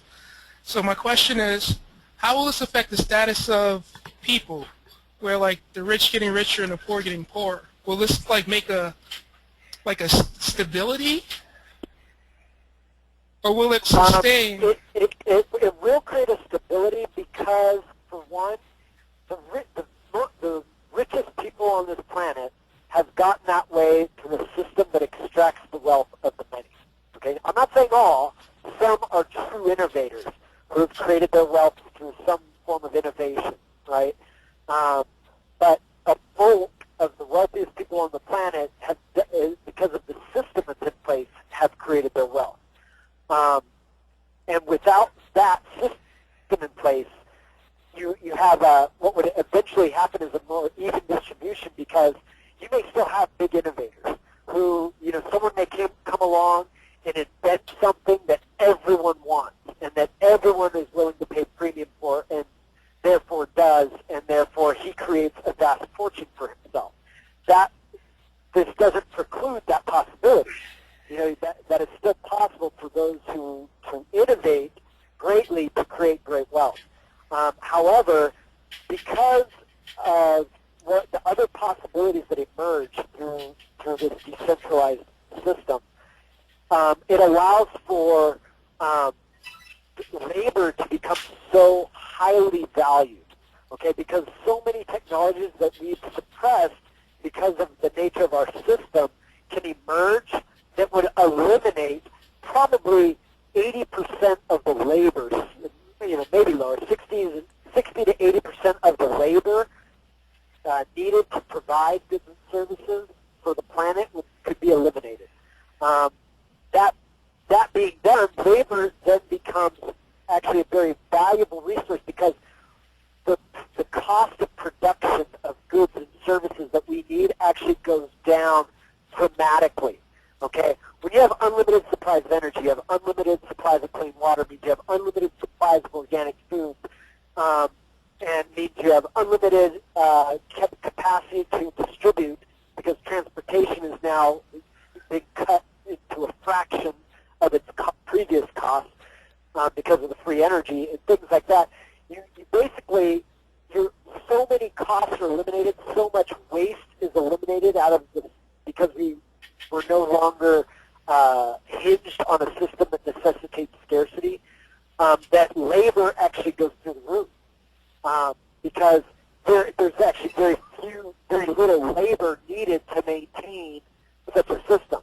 So because it's so cheap with free energy and unlimited supplies of water and things like that to produce everything that we need, that when we need someone to transport it, that's actually a very valuable thing, because we don't need to work. You know, there's not much out there that we need to do. I mean, think about if you eliminated the entire financial system of this country, meaning all banks, all financial institutions, everything was eliminated. I mean, you're talking about hundreds of thousands, if not millions of people out of work easily. But there's no need for that. We don't have a need for that banking system. So, but because the cost of everything can be so much lower for producing goods, services, energy, and everything else, that this is why I'm saying this is like a transition point to a resource management system, is because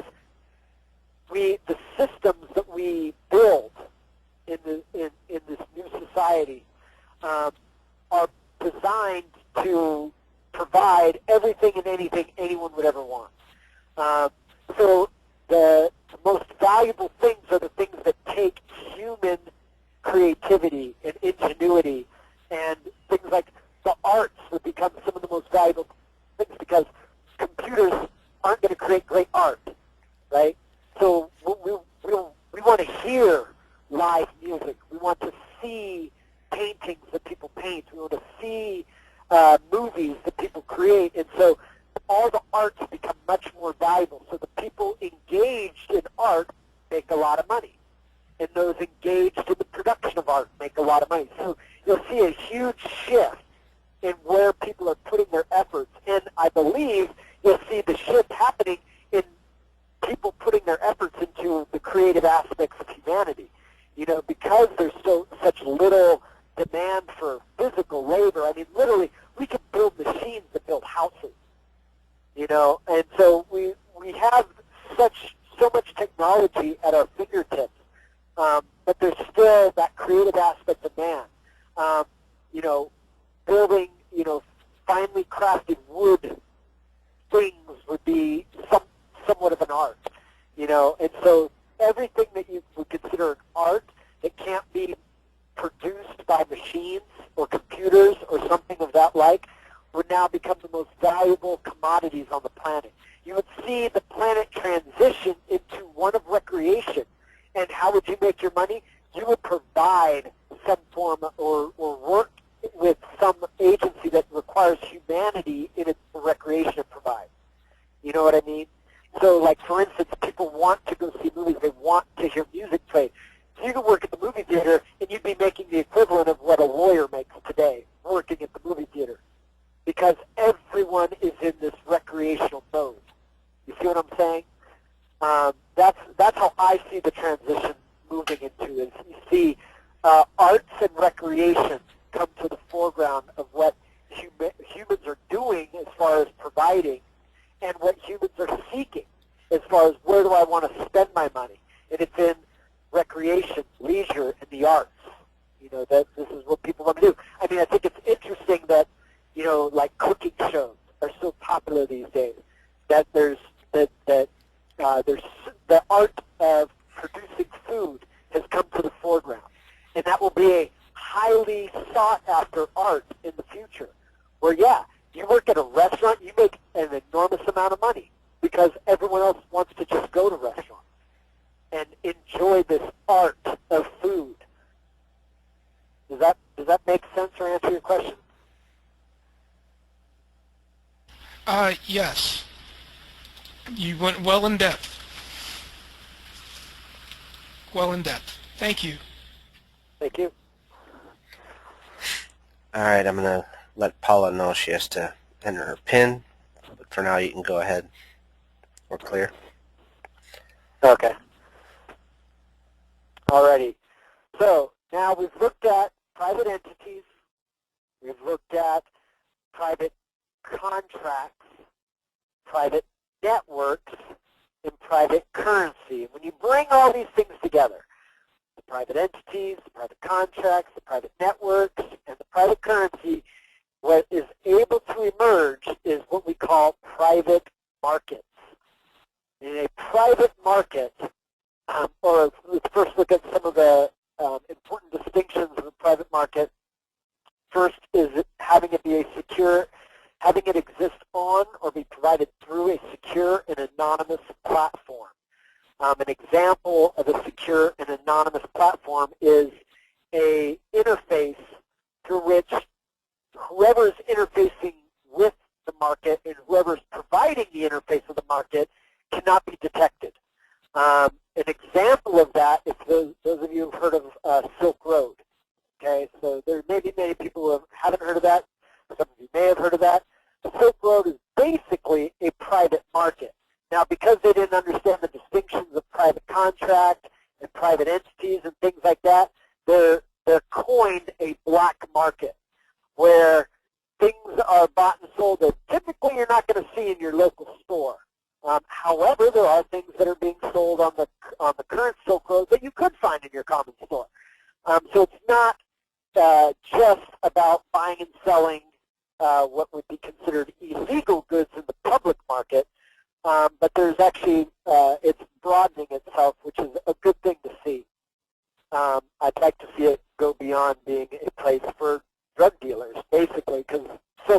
primarily, when you go on there, there's, 20,000 listings for drugs, but, only 2 listings for art. So there's definitely a lopsided nature to this private market, but it provides a platform that is secure and anonymous.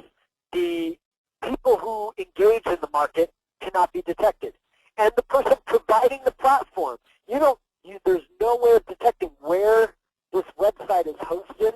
There's no way of detecting who's running it. And there's no way of detecting who's buying and who's selling on the website. So that's an important aspect to them having a successful private market.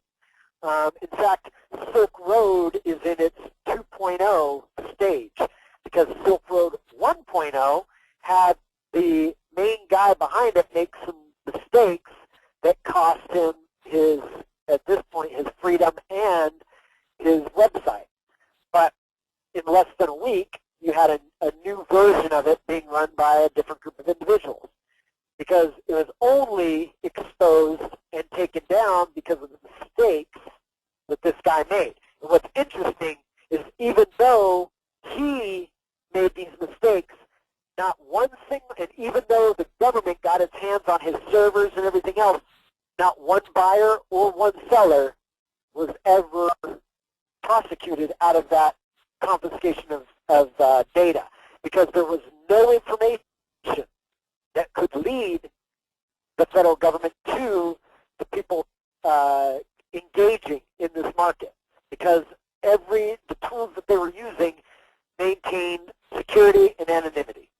Okay. Now, I'm not saying we all need to go start buying and selling drugs on these private markets. What I'm saying is it's a perfect model for a private market, because it is a place where anything can be exchanged.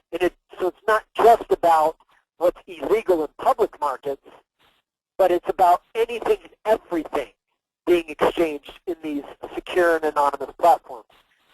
Now, the potential and possibility of that is not only can things like healing technologies, energy technologies, and various other forms of suppressed technologies be provided through these platforms, but just providing your normal run-of-the-mill goods and services through these platforms is valuable. So it's a great model to see what's possible in engaging and creating a private market, which, in order for the private currency and the private entities to thrive, they need to create private markets. Another important aspect or distinction of a private market is having private parties. Again, this is something that's actually missing from the express language of like the Silk Road, because the people who have built and created Silk Road don't understand the distinctions of private entities, private contracts, private currencies, and the significance of it. Well, they do understand the utility of a private currency, because that's all you can use to buy and sell things on these sites, because that's what they do. People buy and sell things with bitcoins and other cryptocurrencies because they are private and untraceable. So that is the primary medium of exchange that you find on that platform. But they lack an understanding in private parties, private contracts, and things like that. That if they started to create these private contracts and started to actually express in notices and things on the site, and that if the parties contracting expressed through contract, some of the important distinctions that we went over earlier of private contract, they would be separated. There would no longer be a black market, which is a place where franchise members do illegal activity. They would become a private market where private parties do what they're free to do. Now, one of the things I didn't like about the Silk Road in its first iteration was that people provided goods and services which, in my opinion, this is just my opinion, my assessment, injured and damaged others. And I think that spiritually, where we're going as a people and as a planet, I think we need to start steering away from things like that. So like in the first version of Silk Road, you could buy and sell people's lives, meaning you could hire what do they call them, assassins and things like that. Whereas with the new version of Silk Road, the administrator on the site doesn't allow anything like that, which I think is a good thing.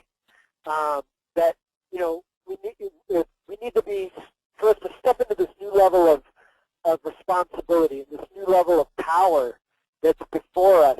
We need to step into a new level of spiritual understanding and compassion. That, having someone killed is not necessarily the way to go about business ever.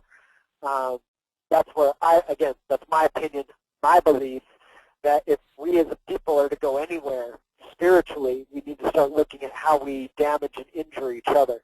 I don't know if the first version of Silk Road had like child pornography or anything like that, but I know the new version does not. So I don't want to, defame the early administrators of Silk Road and say that they were providing that, because I don't know if they were providing anything like that. In the early version of Silk Road, I barely looked at it. I think I went to it and maybe navigated around a few clicks and left. I didn't really do any research. Whereas the most recent version of it, I've done research. I looked at all their postings. Well, not all of them, because, like I said, I think there's like 15,000 postings just for drugs. You only got to see a couple of those to see, really what's going on. But I've gone through it. I've gone through their forums, and just to get an idea of what's possible for private markets.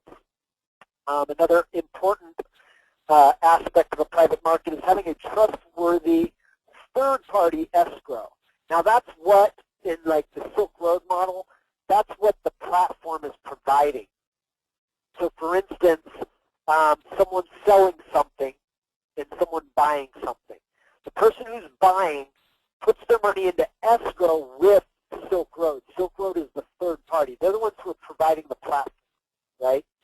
And so the buyer puts the money into escrow. The seller sends the goods to the buyer. When the receipt of the goods has been confirmed by the buyer and the seller, Silk Road, the platform, releases the funds from escrow to the seller. So that's an effective way when you're dealing with complete anonymity in a market of creating a trustworthy way of getting the goods and services that were promised, is having some form of an escrow system in place. Because with that escrow system, you can still maintain anonymity at some level. Then you have secure and anonymous delivery of goods and services. Now, there's limitation in this because there are certain things in a private market that we'd want to provide that would require actually, being on physical location and things like that. So there's limitation in where you can go with your security and anonymity and delivery of goods and services. But as far as the people on Silk Road, they've come up with all kinds of techniques and tutorials on how to basically deliver or ship things anonymously, how to receive them anonymously, how to do all that. So they've created an entire informational system on how to competently maintain a private market. And then, of course, you can do these same things through your own creation by creating a private club or network. So a while ago, there was an entity in California. They were a raw food market, and they had been getting some harassment from the federal government because they were dealing in raw food.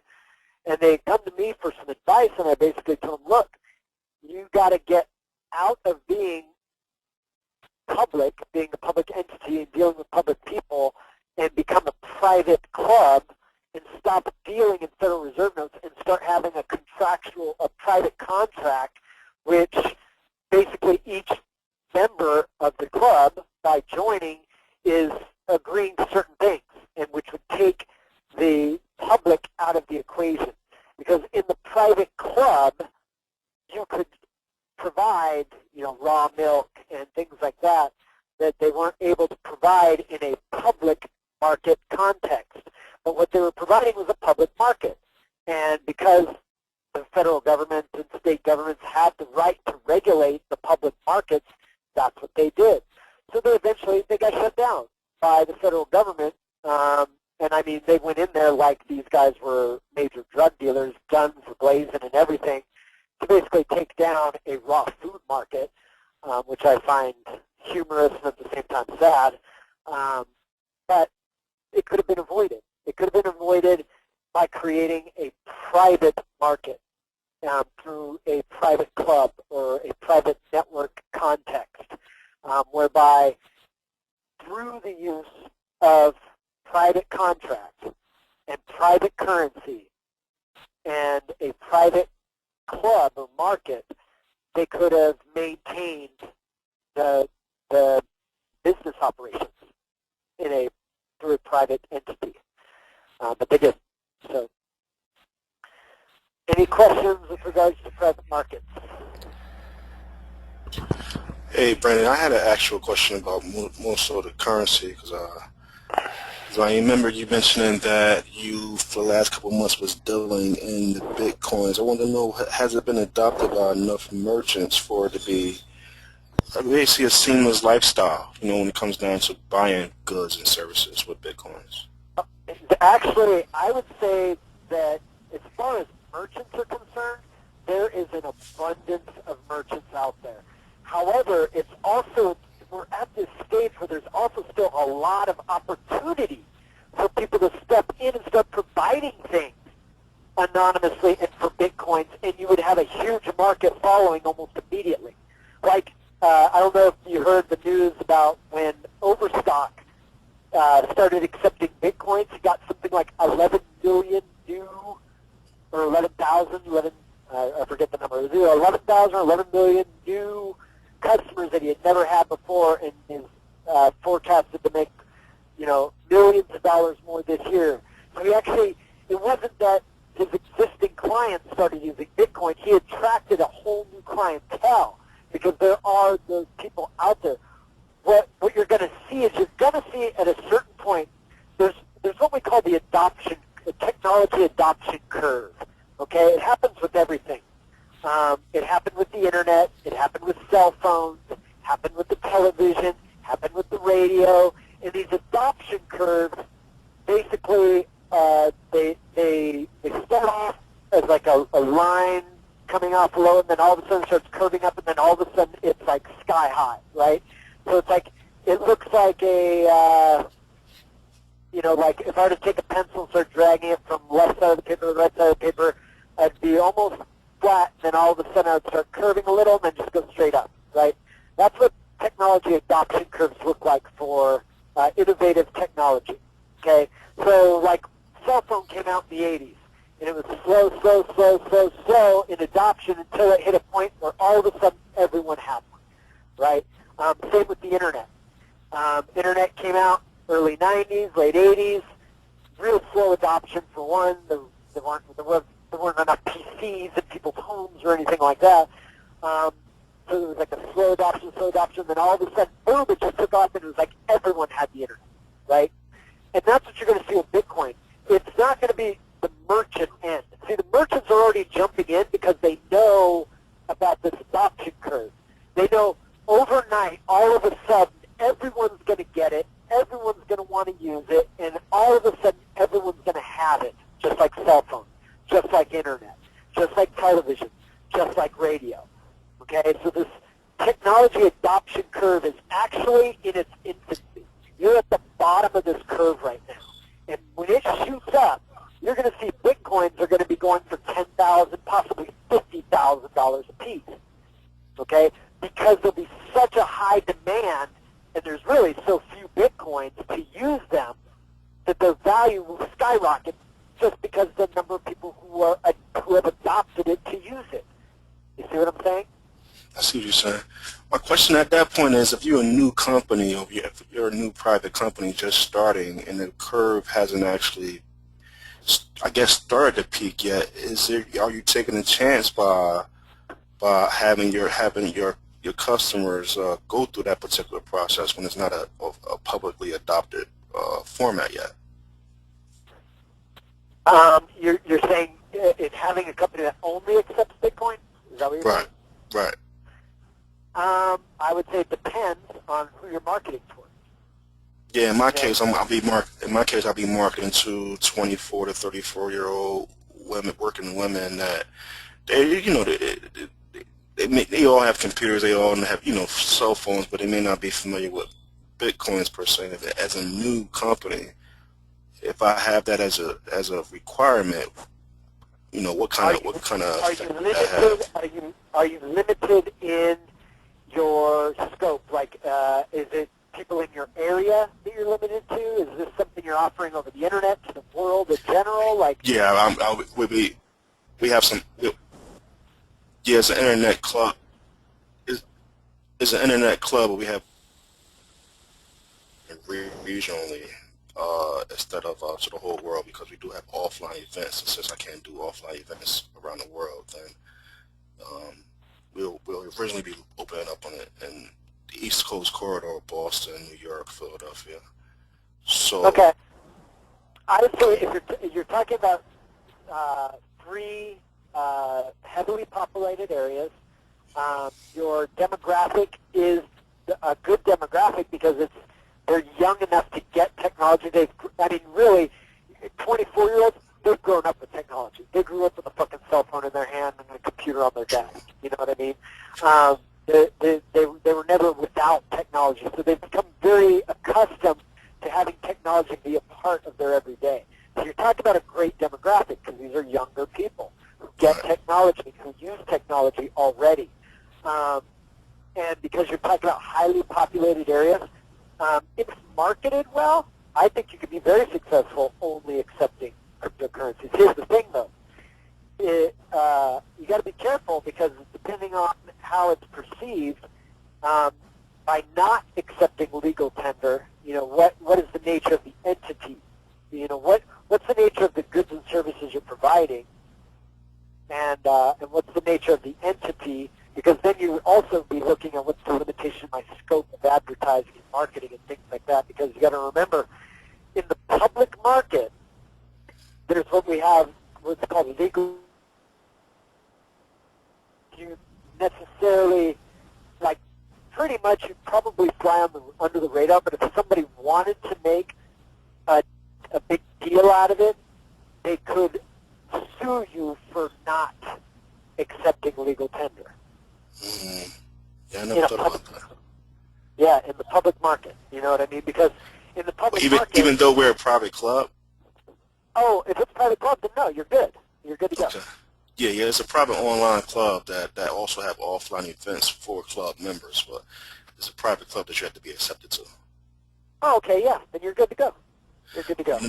The other issue was I'd rather have people remind themselves to stop paying more so than remind themselves to pay. So I'm a real proponent of automatic debit. Does that aspect exist in the Bitcoin market? Nope, it does not. It has to be, each transaction has to be initiated by the owner of the wallet.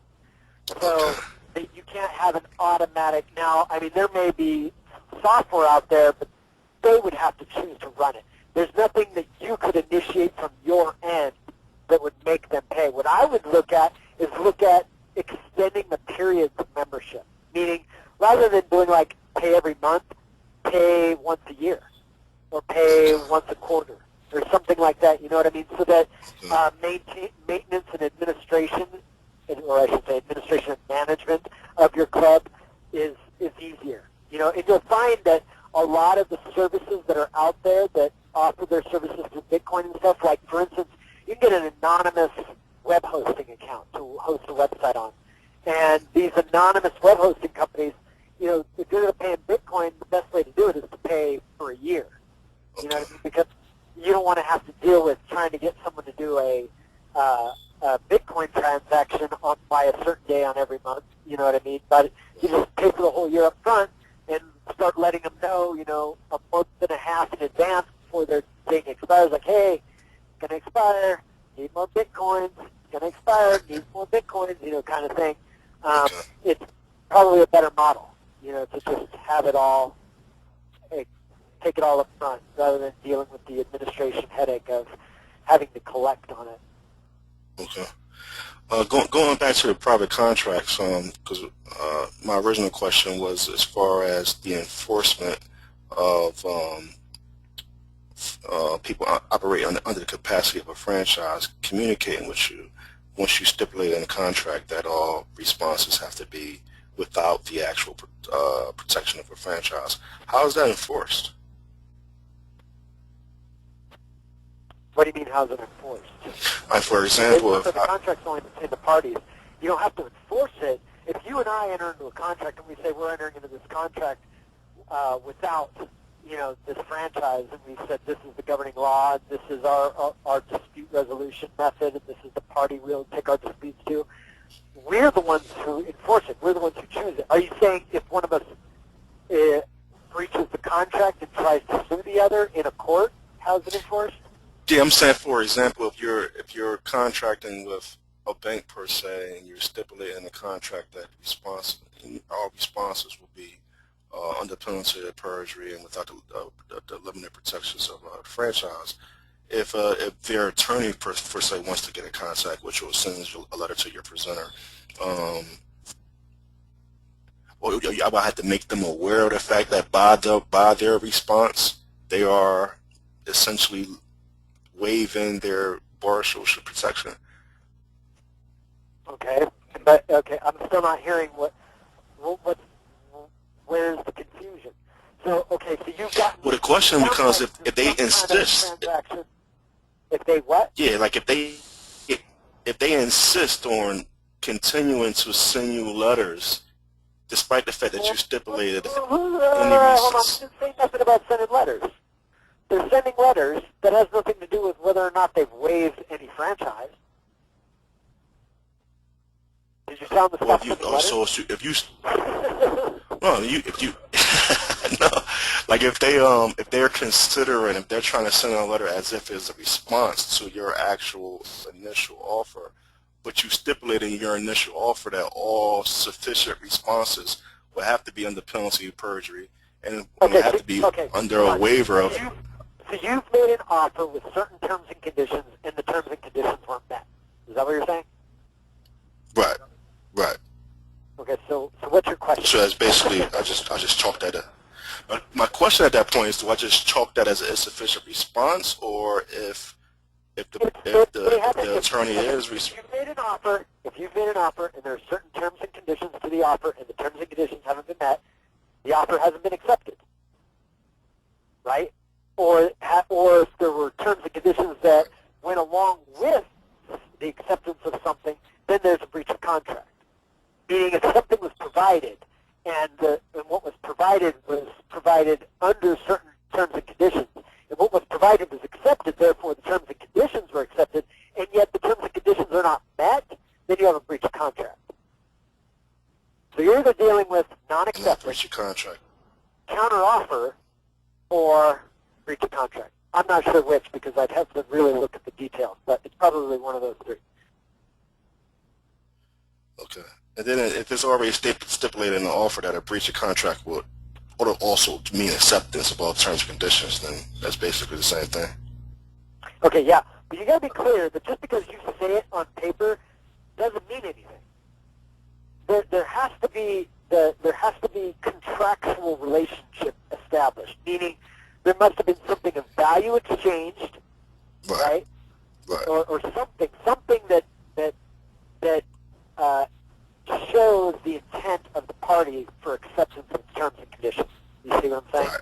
If you can't show intent of accepting the terms and conditions, then you can't hold them to terms and conditions because it could just be a rejection of your contract. It could just be non-acceptance. You know what I mean? It doesn't inherently have with it breach. You know what I mean? Breach is there's been an action by the parties that have clearly show acceptance. Yeah, in this case, you have a financial instrument attached, and it's spelled out as far as how can they honorably dishonor the actual, or honorably reject the actual offer. And if those conditions are particularly met, then another breach would be a acceptance of the terms and conditions. I didn't understand. Then I would, all right, so let's say, if it's an actual financial instrument attached to the actual offer, so that is the actual, that's the consideration, the financial instrument itself. So you're sending them something of value under certain terms and conditions. Right, and you're spelling out what they can actually do in order to honorably reject the actual offer. If they don't do any of those particular things, then they're accepting the other terms and conditions of that contract.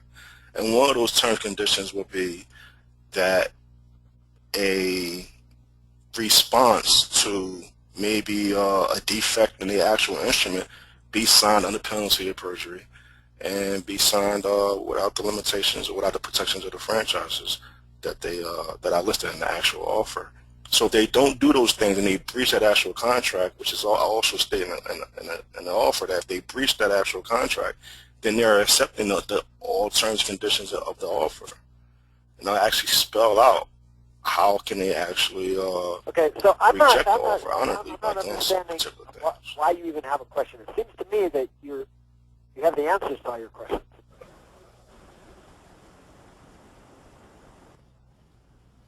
Like, is there really a question here? Yeah, the question really comes from the fact that I'm operating in my private capacity, and my offer is great.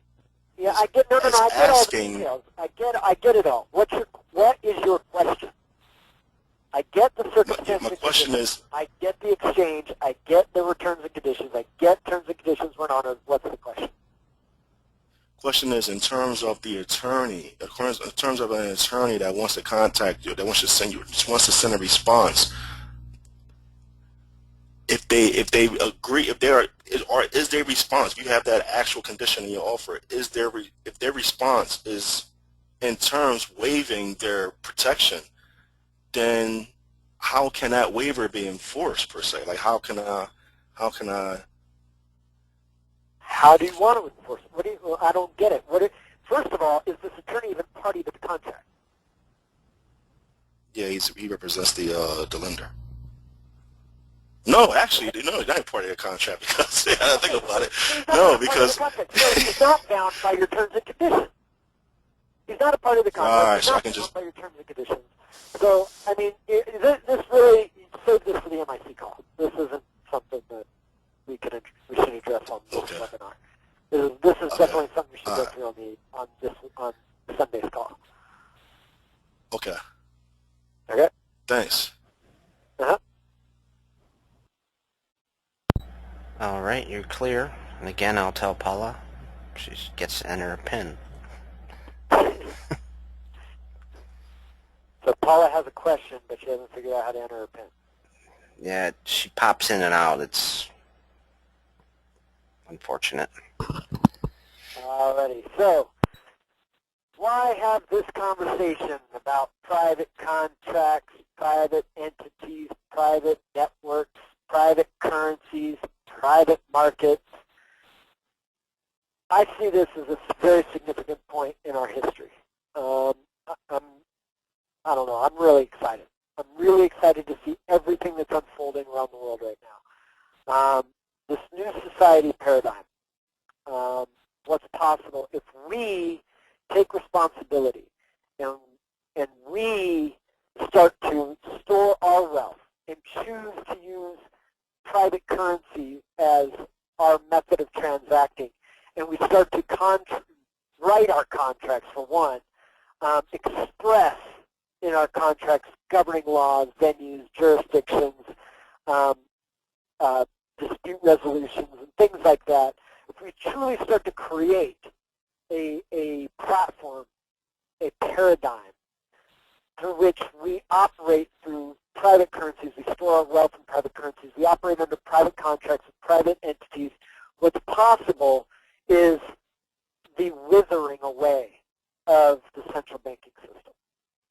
And I see that as probably one of the most profound things to happen since the Declaration of Independence in this country, at least, because we got rid of the central banks for a whole month or so during that time, and then Andrew Jackson got rid of them for a little while longer. But being free of that central banking system, there's a reason why all the founding fathers spoke so animately about not allowing a central bank or the banking powers of the world to get their hands on our money supply and our government. And I believe that there's so much more is possible. For one, you take, not only do the corporations now look to the people to cater to, because we are the banks, because we hold the wealth and power, but our politicians do the same. So right now, the political system is run by the central banking system. Money talks, and politicians are bought and sold cheaply on the scale of the central bank's concerns. When there's no more central banking system, there's no more power to buy and sell politicians. The power lies with the people. What's possible is all the technologies that can emerge that I think are long overdue. There are energy technologies and healing technologies and other suppressed technologies that have been around, some of them for over 100 years.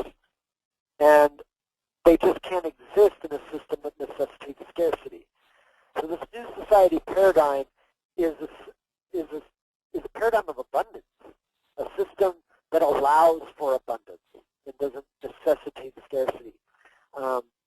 That whole pretext, the concept, the idea of free energy is so profound and such a turning point in society, because with unlimited supplies of energy come unlimited supplies of fresh, clean water. From that come unlimited supplies of foods and resources to provide for everything human beings need. And thriving, sustainable communities emerge. What do you do? How do you contribute?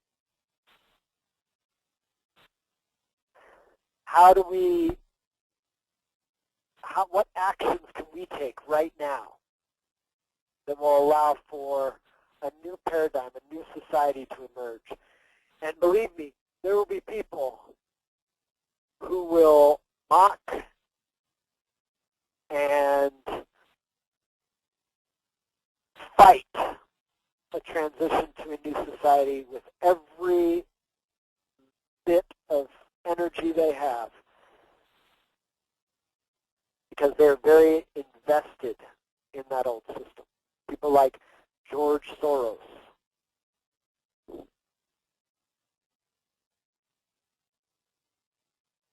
When you have people like that resistant to and animately opposed to a new system emerging, all the things that they have power and control over will be animately opposed to them too. Now what's interesting is they haven't been able to come out with a whole lot of negative stuff. And everything they've been able to come out with negative on the private currency front is mostly bullshit. And you can see right through it, especially if you take enough time to understand the technology. Learn it, understand it, and you'll see right through the bullshit they're peddling. What's possible is unbelievable. And it's right here, it's right now. If we converted, let's say each person on the planet, if each person on the planet took $100, let's assuming everyone on the planet had $100, let's say everyone on the planet has $100, and converted it into a cryptocurrency, the banking system would collapse the very next day. It would collapse. because $700 billion are now being a new system, a new private system, and $700 billion or $7 trillion flow from that old system.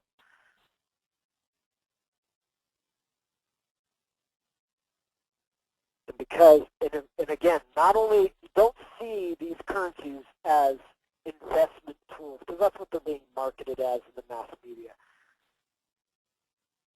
See it as a new currency. Use it like a new currency. Turn your fiat currency into these cryptocurrencies as fast as you can. Or turn it into gold or silver, but turn it into something else. Something that you will use outside of that system, and it will collapse. And it won't be a bad thing. Everyone will be ready. And we'll already have something new in its place. And it's already here, and it's already available, and it's already accessible. If we started taking action now, give up the fiat for these new decentralized currencies, and we use the decentralized currencies in the market. And there are tons of ways to use these decentralized currencies in the market, tons of providers. And if you absolutely need to spend fiat currency like at the grocery store, you can get a bit plastic card where your bitcoins can be converted into fiat currency on a debit card, and you can use that debit card anywhere. But only convert it to fiat currency when you absolutely need it. And start to provide information and goods and services for cryptocurrencies. More and more will adopt it. And like I said, we're at the very early adoption stages on this technology curve. There were, I don't know if any of you remember, but there were the naysayers of the internet. There were people like me who talked all crazy about how significant the internet was and how big it was going to be and how significantly it was going to impact everyone's life and how all business and everything was going to become dependent upon it. And there were 90% of the people in the mass media and everyone saying that is just craziness. It's just an electronic library. That's all it is. That's all it's good for. And it won't make libraries, obviously, because people want books. People don't want to have to read their books from screens. The internet is insignificant and will never be anything big, and there's no point putting any money into any aspect of the internet. That's how people were talking, and that's how people are talking about cryptocurrencies right now. That's how people saw cell phones in 1990. Cell phones were pointless. Maybe 1 in a million people had one. Now, everybody has one, from 12 years old up.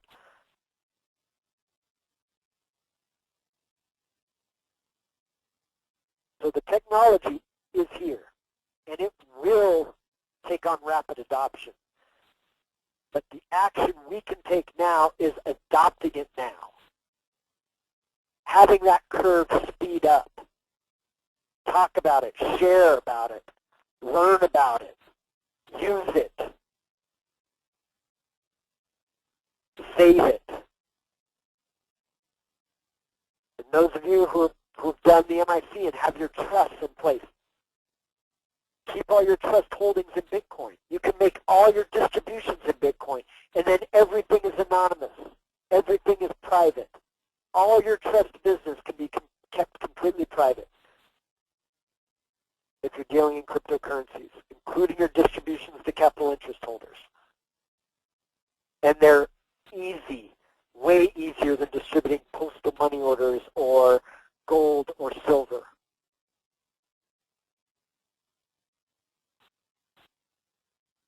Some of the resources that I want to share with you guys that could significantly impact your understanding of what we've talked about tonight or in your further education of what we've talked about tonight. Well, first of all, we have the MIC training program. A lot of you on this particular webinar have done that training, so you're familiar with it. It's a 7-month training.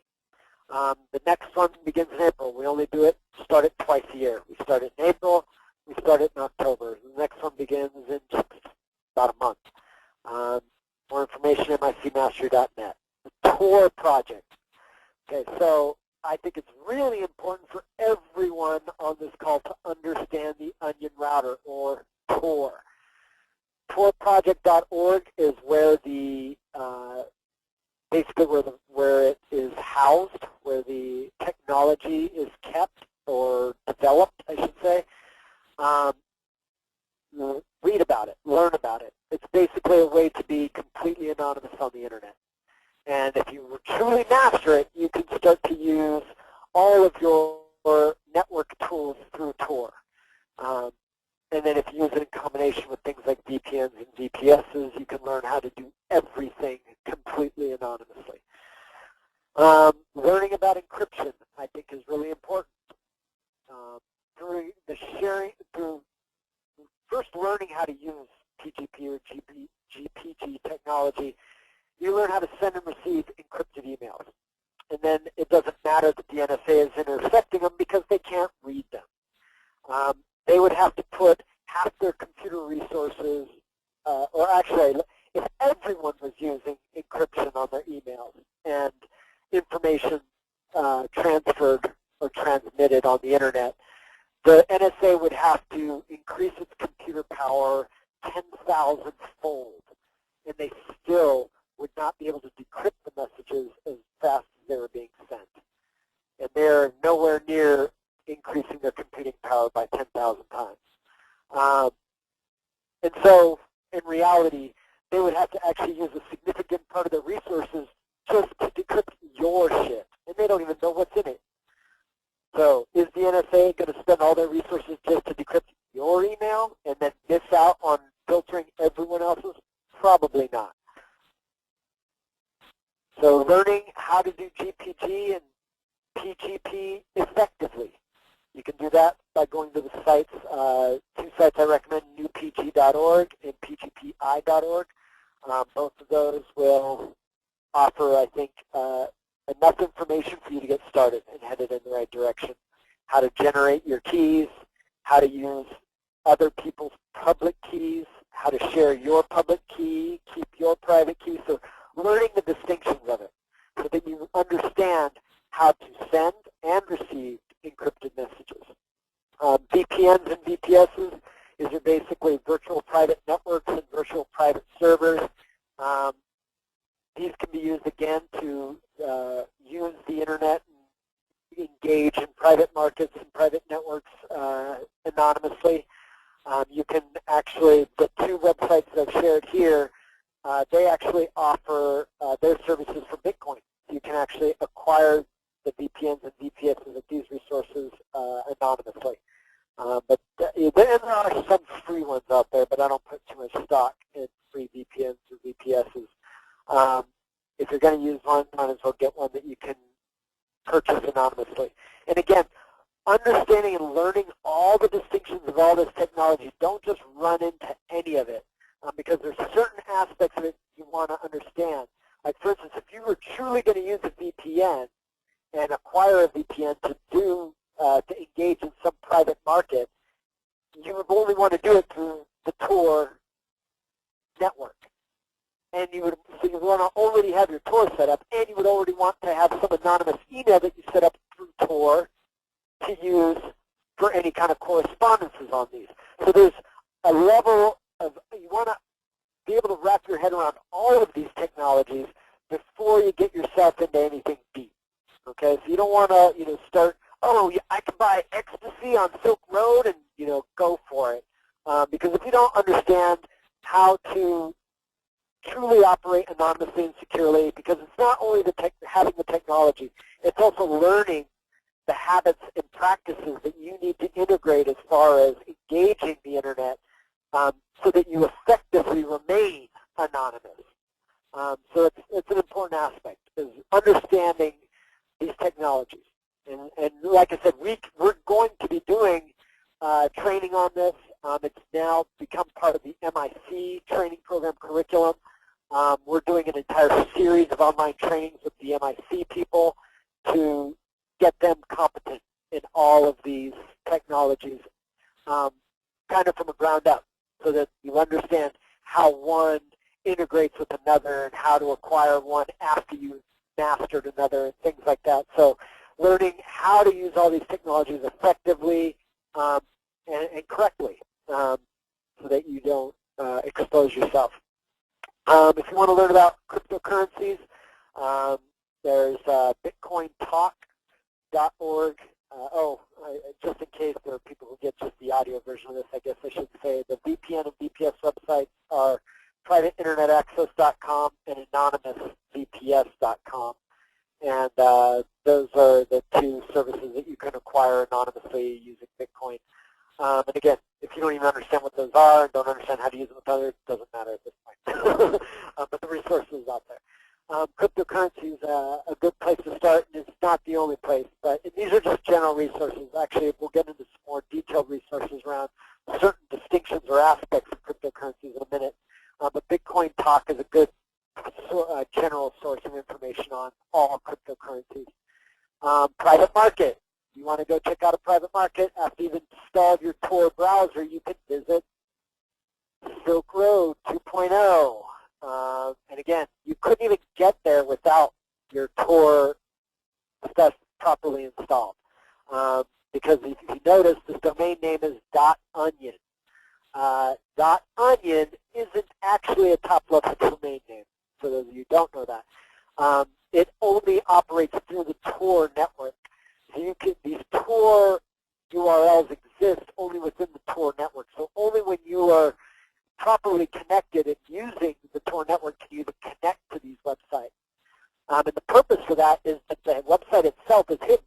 Nobody knows where on earth this website is actually hosted. And the value and the protection of that is also nobody knows where the people who are visiting it are coming from. So that's the power of the Tor network. And I strongly suggest reading on the technology and understanding it at all levels. So there's Silk Road 6OWNOWFK.onion. That is Silk Road 2.0. That is the new version of Silk Road since it was the original one was shut down. There's also a security forum, which I highly recommend everyone go through before you probably get involved with any of this. And now it's actually hosted on a Tor or darknet website or a Tor website, so it's actually a .onion address. But I put a redirect. This redirect will actually work in any browser because there's a gateway for Onion at onion.to that will route any private website to a public browser that's not using the Tor network. Now, that's still the website itself. The website itself still remains anonymous, and its location remains anonymous. But the person visiting it is now exposed. So again, this URL, you can type it into your Tor browser, or you can type it into a regular browser, and it'll take you to their forum. I don't think it's a big deal if anyone sees you reading in their forum. But if you don't want anyone to see that you've been to the Silk Road forum, you may want to only type this URL into your Tor browser. And that URL is shown here below. It's pax.io, so it's pax.io/Silk Road. And that will redirect you to the Silk Road forum, which is a .onion website. Rather than putting in the long address that would take you to the actual security section, I created a short URL for you to access that. And I highly recommend that resource for learning the ins and outs of security on the internet. It has great articles on using Tor, using VPNs, using TGP. It's got an article about every aspect of maintaining security on the internet. It's a great little place to start out. Okay, secure communications. These are some of my favorites. So there's a resource called Mail to Tor. They actually offer a .onion web server, or mail server, I should say, that is only accessible through Tor. So again, the mail server is in an undisclosed location. It cannot be discovered. Now, you can get to that .onion address by going to the mail.tor mail2tor.com website, and they will have a link directly to the .onion. But they are actually on two completely different servers, probably in two different parts of the world. The mail2tor.com domain is needed for the mail addresses that operate through that server, but it just acts as a relay. So the mail actually ends up on the hidden server, and the .com server is just a relay, and it can be changed at any point to any location on the planet, which I'm not sure if they do, but they should probably make it a regular practice to change the relay point to various places. So that's a great way, and again, I wouldn't use that, even though, again, you wouldn't sign up for it unless you're already on the Tor network. Then once you're already on Tor and you're familiar and you've got a competency in using Tor, you would go here and get an email address. So this email address is now not linked to anything, and you would only ever access this email through a Tor browser. So now you've got an anonymous email that is in no way connected to you. And again, learning, how to be smart about that. So you're not going to give this email address out on your business card. That wouldn't be how you would use this email address. Although you could use a mail to Tor on your business card, but that would be one you're not going to use that email in any private networks, private connections, private contracts, things like that. Things that you truly want to keep private. You're going to learn the protocols of operating anonymously and securely. One of my favorite communication tools, this one's really only available on Linux, but you may be able to get the source and compile it on Windows, but if you don't know how to compile stuff on Windows,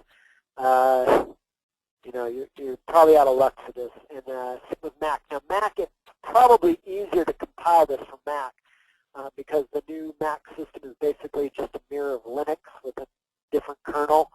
So you should be able to, you may even be able to obtain an already compiled binary of it, but if not, you may be able to compile it for Mac. And again, if you don't know what it means to compile something for Mac, you may want to look into learning it, but it may be beyond your scope of competency.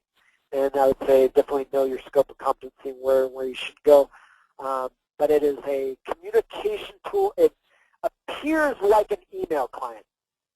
It's called Pond. And it's you're only able to communicate with people that you've set up a relationship with it. But all the transmission of information, data, files, and everything between the Pond clients is all done through Tor and through a Tor-based server. And you can even set up your own Pond Tor-based server. Everything's encrypted, everything's hidden. To me, it's the most secure way of messaging besides Tor chat. Except with Pond, you can effectively use PGP with it.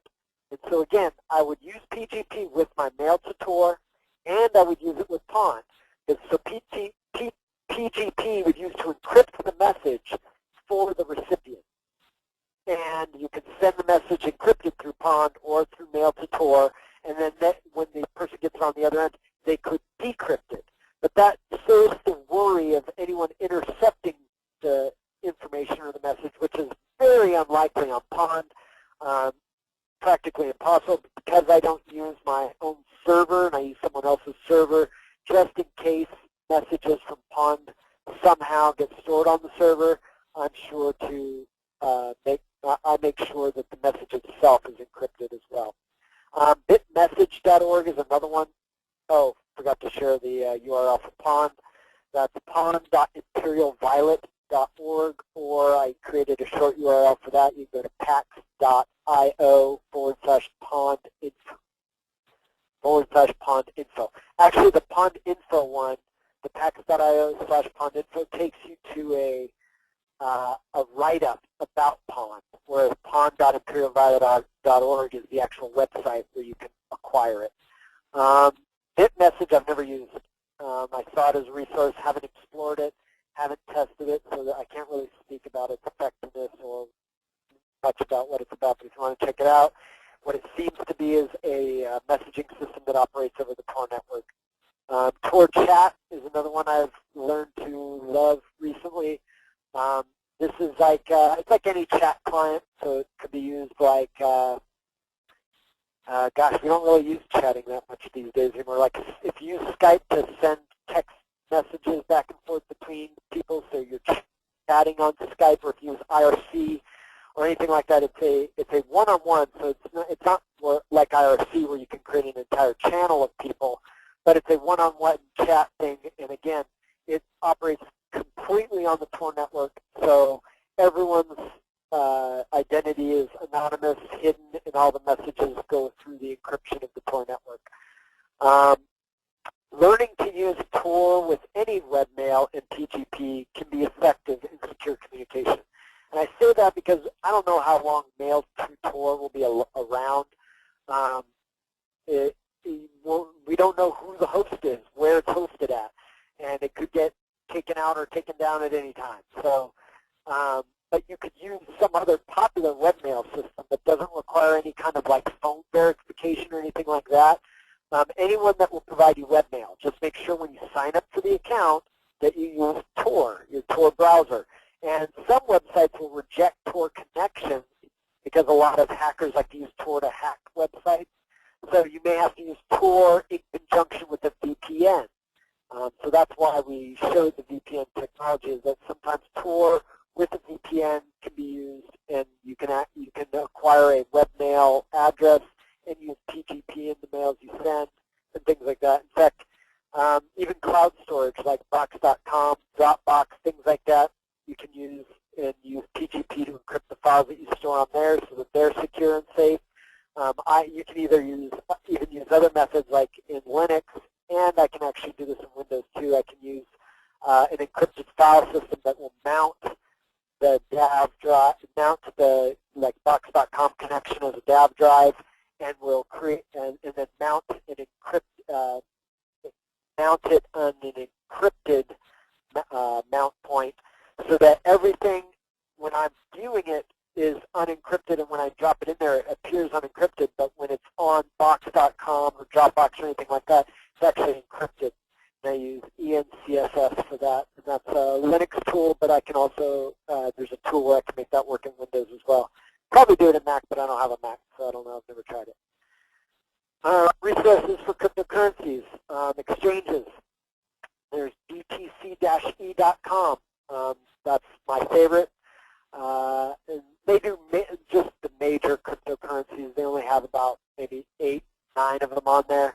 But they also deal in euros and dollars and I think Russian rubles, and they may have another currency on there too. But you can basically convert all of those into cryptocurrencies, or cryptocurrencies into any of those, or cryptocurrencies into other cryptocurrencies. So it's one of my favorite exchanges, and it's the one that you can do and be completely anonymous. Now, if you're going to use them, I think they actually block a lot of the Tor. So if you wanted to be anonymous and even connecting to their website, you would have to use Tor with a VPN. Again, this is all stuff we're going to cover in the future. All these technicalities and all this minutia of how to effectively operate privately and stuff like that will make a part of future webinars and trainings and things like that. There's also currencies.com and bitstamp.net. I don't use bitstamp.net, but sometimes I use Currency if I'm looking for a currency that's not on BTCE. Like, for instance, Mazda coin and Aurora coin. I can get on Currency, but I can't get them on BTCE.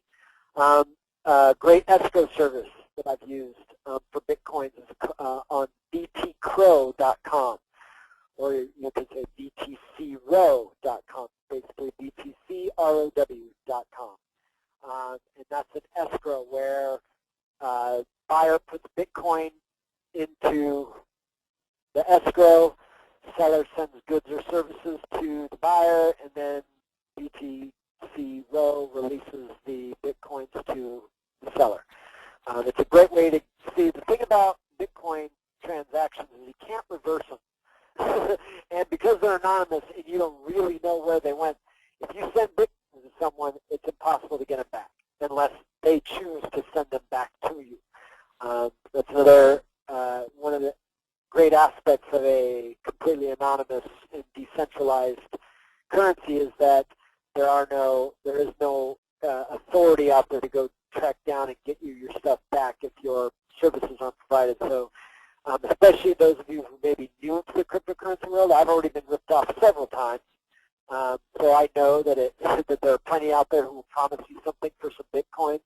As soon as you get the Bitcoins, all of a sudden you'll never hear from them again. And so there's a lot of people out there who will try to rip you off. So I use the escrow system if I'm dealing in Bitcoins, unless I'm dealing with someone I trust. And there are several vendors out there I trust, but a few that I've been ripped off by that I will never trust. So only willing to deal with escrow with people I haven't done business with before. Debit cards, ones I was talking about earlier, they have BitPlastic. You can go to bitplastic.com, and it's basically you open up an account, you put some Bitcoins in it, and you can convert them to dollars on a debit card. That's it. Very simple concept. So if you want to hold all your wealth, store all your wealth in Bitcoin, you can still have something for those absolute necessities of fiat currencies by having a debit card. Gold and silver. So you can actually buy and sell, or buy with these two websites, gold and silver and other precious metals, including platinum, palladium, rhodium, and things like that. With Bitcoin, you can anonymously purchase gold and silver. And again, for those of you who have your trusts, this is a great way of diversifying your wealth. So you can actually purchase gold and silver with Bitcoin held by the trust, so that Bitcoin doesn't, or that the trust doesn't hold all its eggs in one basket. But if you're, a great way to store the corpus of the valuable wealth of the trust that you're not going to be using in day-to-day business, you can convert it into gold or silver. And I recommend not getting the coins, but getting the bars. You can actually get on I think it's the Agora Commodities one, you can get up to a kilogram of gold bar, that's a lot of gold. In U.S. dollars, it's about $45,000 of gold. But they provide it in, tenth of an ounce to 1 ounce to a kilogram. So you can get it in all different forms, both gold, silver, and other precious metals. The first website is coinabul.com, which I assume stands for coin of bullion. And the second website is Agora, A-G-O-R-A, commodities.com. A great resource for news and information on cryptocurrencies is CoinDesk. I am on that site religiously, mostly because I also help to manage some trusts that deal heavily in Bitcoin technologies and cryptocurrencies themselves. So because of my management role in those trusts, I have to keep up on the technology and understand and know where everything's at, where it's going. So I live on that website, or at least I spend at least an hour on it every day, checking trends, news, things like that. Now, earlier there were people asking about buying Bitcoins. So you can use Coinbase, which we talked about earlier, various exchanges, but here in the United States, most exchanges won't accept money from U.S. customers. So like BTCE, Bitstamp, BTC Quick, Bitmama, like there are literally thousands of sites where you can convert currency into Bitcoins, but none of them cater to the United States because the U.S. Treasury has made it such a pain in the ass for them to do so. But these three here, which actually these two websites and the third method are great ways for people within the territorial boundaries of the United States to obtain Bitcoin, which is Coinbase.com, VIRWOX, which stands for Virtual World Exchange, VIRWOX.com, and Bitcoin ATMs. They're popping up all over the place. Check out your area, see if there's a Bitcoin ATM in your area. And you can acquire Bitcoins through these Bitcoin ATMs. Looks like we have a question.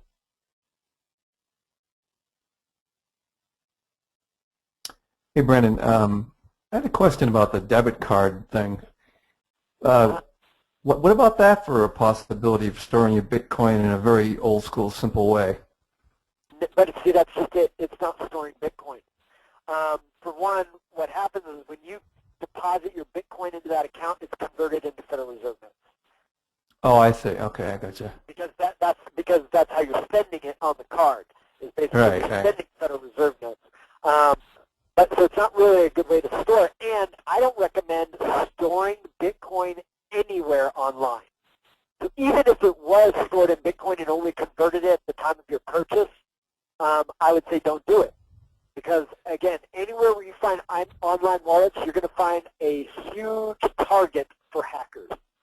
And No, I was already wondering. we saw the collapse of one exchange because of it. The Mt. Gox in Japan collapsed because, and again, created a loss of confidence for people in Bitcoin because there was over 750,000 Bitcoins being stored on their server. So don't do it. Don't do it. Because a lot of these exchanges do such huge volume that they have become the #1 target for every hacker on the planet. Because, I mean, imagine if you could get 750,000 Bitcoins, which is what this hacker made off with. I mean, 750,000 times 600, which is the value of a Bitcoin. You know, What I was actually $1 million. Oh, right, I know, yeah. What I was actually picturing was like, It's the what I was greatest thing picturing ever, was like, and you'll never get caught. well, what I was picturing, what I thought the bit plastic was actually the coin data on the card, you know, but no, that's obviously not it. Yeah, no, I wish it was that. Okay. That would be cool. And then you'd be getting the exchange rate at the time you were spending it. That's why I say only deposit money in that account, Bitcoin in that account, when you need Federal Reserve notes. Like I need to go buy groceries and my grocery store doesn't take Bitcoin, so I'm going to put $400 worth of Bitcoin into this account and go spend it. You know what I mean? Like that's how I would use it. Muchas gracias. Alrighty, any other questions? I was just wondering if you can go back to that first page of your resources. I think I missed one or two. That one only had the mail to Tor, the pond, and again, pond. You really chances are you probably only be able to pull that off if you're running Linux. BitMessage, and I would say BitMessage I think looks a lot like Tor Chat, so I would go with Tor Chat. Tor Chat is pretty awesome. And it's basically you're able to communicate with people completely secure, completely anonymous. Oh, I was So looking it's for a great tool for operating in private markets. the PGP and those sites. Oh, the first page, that one. Yeah, GNUPG.org and PGPI.org. Mm-hmm.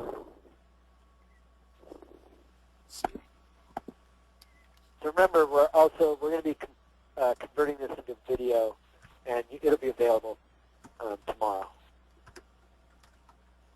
So you guys will be able to come back to this and check out all the resources and everything.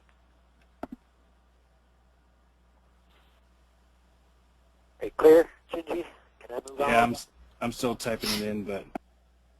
All right. Yeah, I just wanted to go ahead and ask, when you were saying that exchanges don't accept from U.S. customers, could we use Tor plus VPN to make purchases from those exchanges, from making like our computers look like they're in other countries? Yeah, but here's the problem. Unless if you've got a bank account in another country, it'll be no problem. Or if you have a bank account or your credit card is in on a foreign country address, you have no problem. I mean, even Canada, you can get it from Canada, just not the United States. So if you have a bank account anywhere else besides the United States, or you have a credit card anywhere else besides the United States, yes, you can use Tor and connect to these websites and do it no problem. Because Tor, chances are you're going to come out of a relay in Iran or Amsterdam or Switzerland or France or something like that. Excellent answer. Okay, he's clear. All right, any more questions? No, I don't think so. Alrighty. Alrighty. So, in my opinion, and this may be biased, one of the best resources for all of this information that we've discussed here tonight is the MIC training program. Some of you have already been through it, and those of you who are graduates of it, who have actually completed the entire program, you will have access to all these other things that we're going to be putting together. That's one of the benefits of being an MIC graduate, is that you get access to all these other tools that we will be building. And we are building an entire online training around just the technology aspects of operating within a private network, with developing private contracts, creating private markets, operating in private markets, sending secure communications using the Tor network. We're going to do an entire series on effectively using all of that technology. And that's available to all MIC participants, or graduates, I should say. The MIC training program is basically, has two aspects to it. We consider it the mastery of self aspect and the mastery of private-public commerce aspect. The mastery of self is two-pronged. It's about empowering yourself with principles, practices, insights, and experiences for the effective manifestation and realization of your visions, dreams, and intentions, as well as experience a transformation in being highly effective in your capacity to communicate, collaborate, contribute, and prosper in your personal and professional relationships and partnerships, which we believe is essential and intrinsic to being effective in commerce. And then, of course, in the commerce end of it, it's about mastery of private-public entities, private-public contracts, private-public currencies, and private and public markets. So that is what the Mastery in Commerce, or MIC training program is. We have 2 calls coming up. If you want to be on those, they are introduction and information calls on the upcoming course, which starts in April. The first one is on Saturday, March 15th, which is this Saturday. Oh, shit. John Jeff has to change that. Okay. Just say it. That lady just called me today, and she set up a meeting for 4 o'clock. So let's change it to, we have a commerce call on Sunday, right? Right. Okay, so let's change it to Sunday, March 16th at 3 p.m.? Or should, no, 4 p.m. Eastern. 4 p.m. Eastern is fine because that's 2 p.m. Mountain, correct? Right. In fact, I may be able to pull that off because I meet with her at 4 o'clock Mountain Time, which is 6 o'clock. Oh, no, I would be in the middle of the call. Okay, yeah, so let's change it to Sunday. So ignore this. Pretend this says Sunday, March 16th, and we'll make it 4 p.m. Eastern Time. So Sunday, March 16th, 4 p.m. Eastern Time. And then phone number for that is 712-432-3066. And the call ID for that call is 995756. And we'll have another call. These aren't actually the same call or anything. They will be completely different calls, believe me, because we always have a different crowd show up with different questions, and they always go to different places. But it's basically, it's an opportunity for people who are not part of the MIC program, although those of you in the MIC program, you can be on the calls. But it's an opportunity for people who are not a part of the MIC program to also get an opportunity to pick my brain and ask questions and things like that. I don't do too many calls with the general population these days, mostly just the MIC programs where I do all my calls. And then our second one's on Tuesday, March 18th. That's next week at 9 p.m. Eastern. And that's a different phone number, different call ID. Phone number is 724-444-7444. That's the TalkShoe phone number. And the call ID is 18856. And for those of you interested in attending the MIC training program. Those are the dates, and you can register online at either one of those URLs. Basically take you to the same place. I gave you a short one just in case, you don't want to have to try to write down the long one. So the long one is micmastery.net/trainings/mastery-training, or you can just go to pax.io/MIC, and it will take you to the same site. That's where you can register for the upcoming trainings online. Time is limited. If you're interested, you may want to act on this one pretty quickly. We've already been registering, and we only have actually a little less than a month before we begin. So first weekend is April 11th to 13th. Second weekend is May 15th through 18th. Third weekend is July 11th through 13th. And the fourth weekend is November 14th through 16th. If you go to the website, you can get all the details on the training, meaning because there's actually a lot more to it than those 4 weekends. Throughout the 7 months, you will also participate on more calls than you care to count. You will be on at least 12 major, what we call commerce calls, which are the ones that I facilitate. You will be broken up into small groups. You will have small group calls. You will have individual coaching calls. Each of those is every week. There's a lot of assignments in this 7-month program. In fact, we've got some people participating and who've graduated from it right now. If any of you would like to chime in and speak into the intensity of the program, I welcome that. I would say it's the equivalent of a semester's worth of college, and I mean not just one class. I mean an entire semester, maybe even a year in college, just because there's so much material covered and so much that is part of the curriculum and program that is covered in those 7 months. Alrighty, and I think I am complete. Like I said, be on the lookout. So those of you who are, this is a red level membership, so those of you who are members of MIC Mastery, then you'll be informed of when we offer the rest of this series, because there will be some more webinars available to members only, like this one.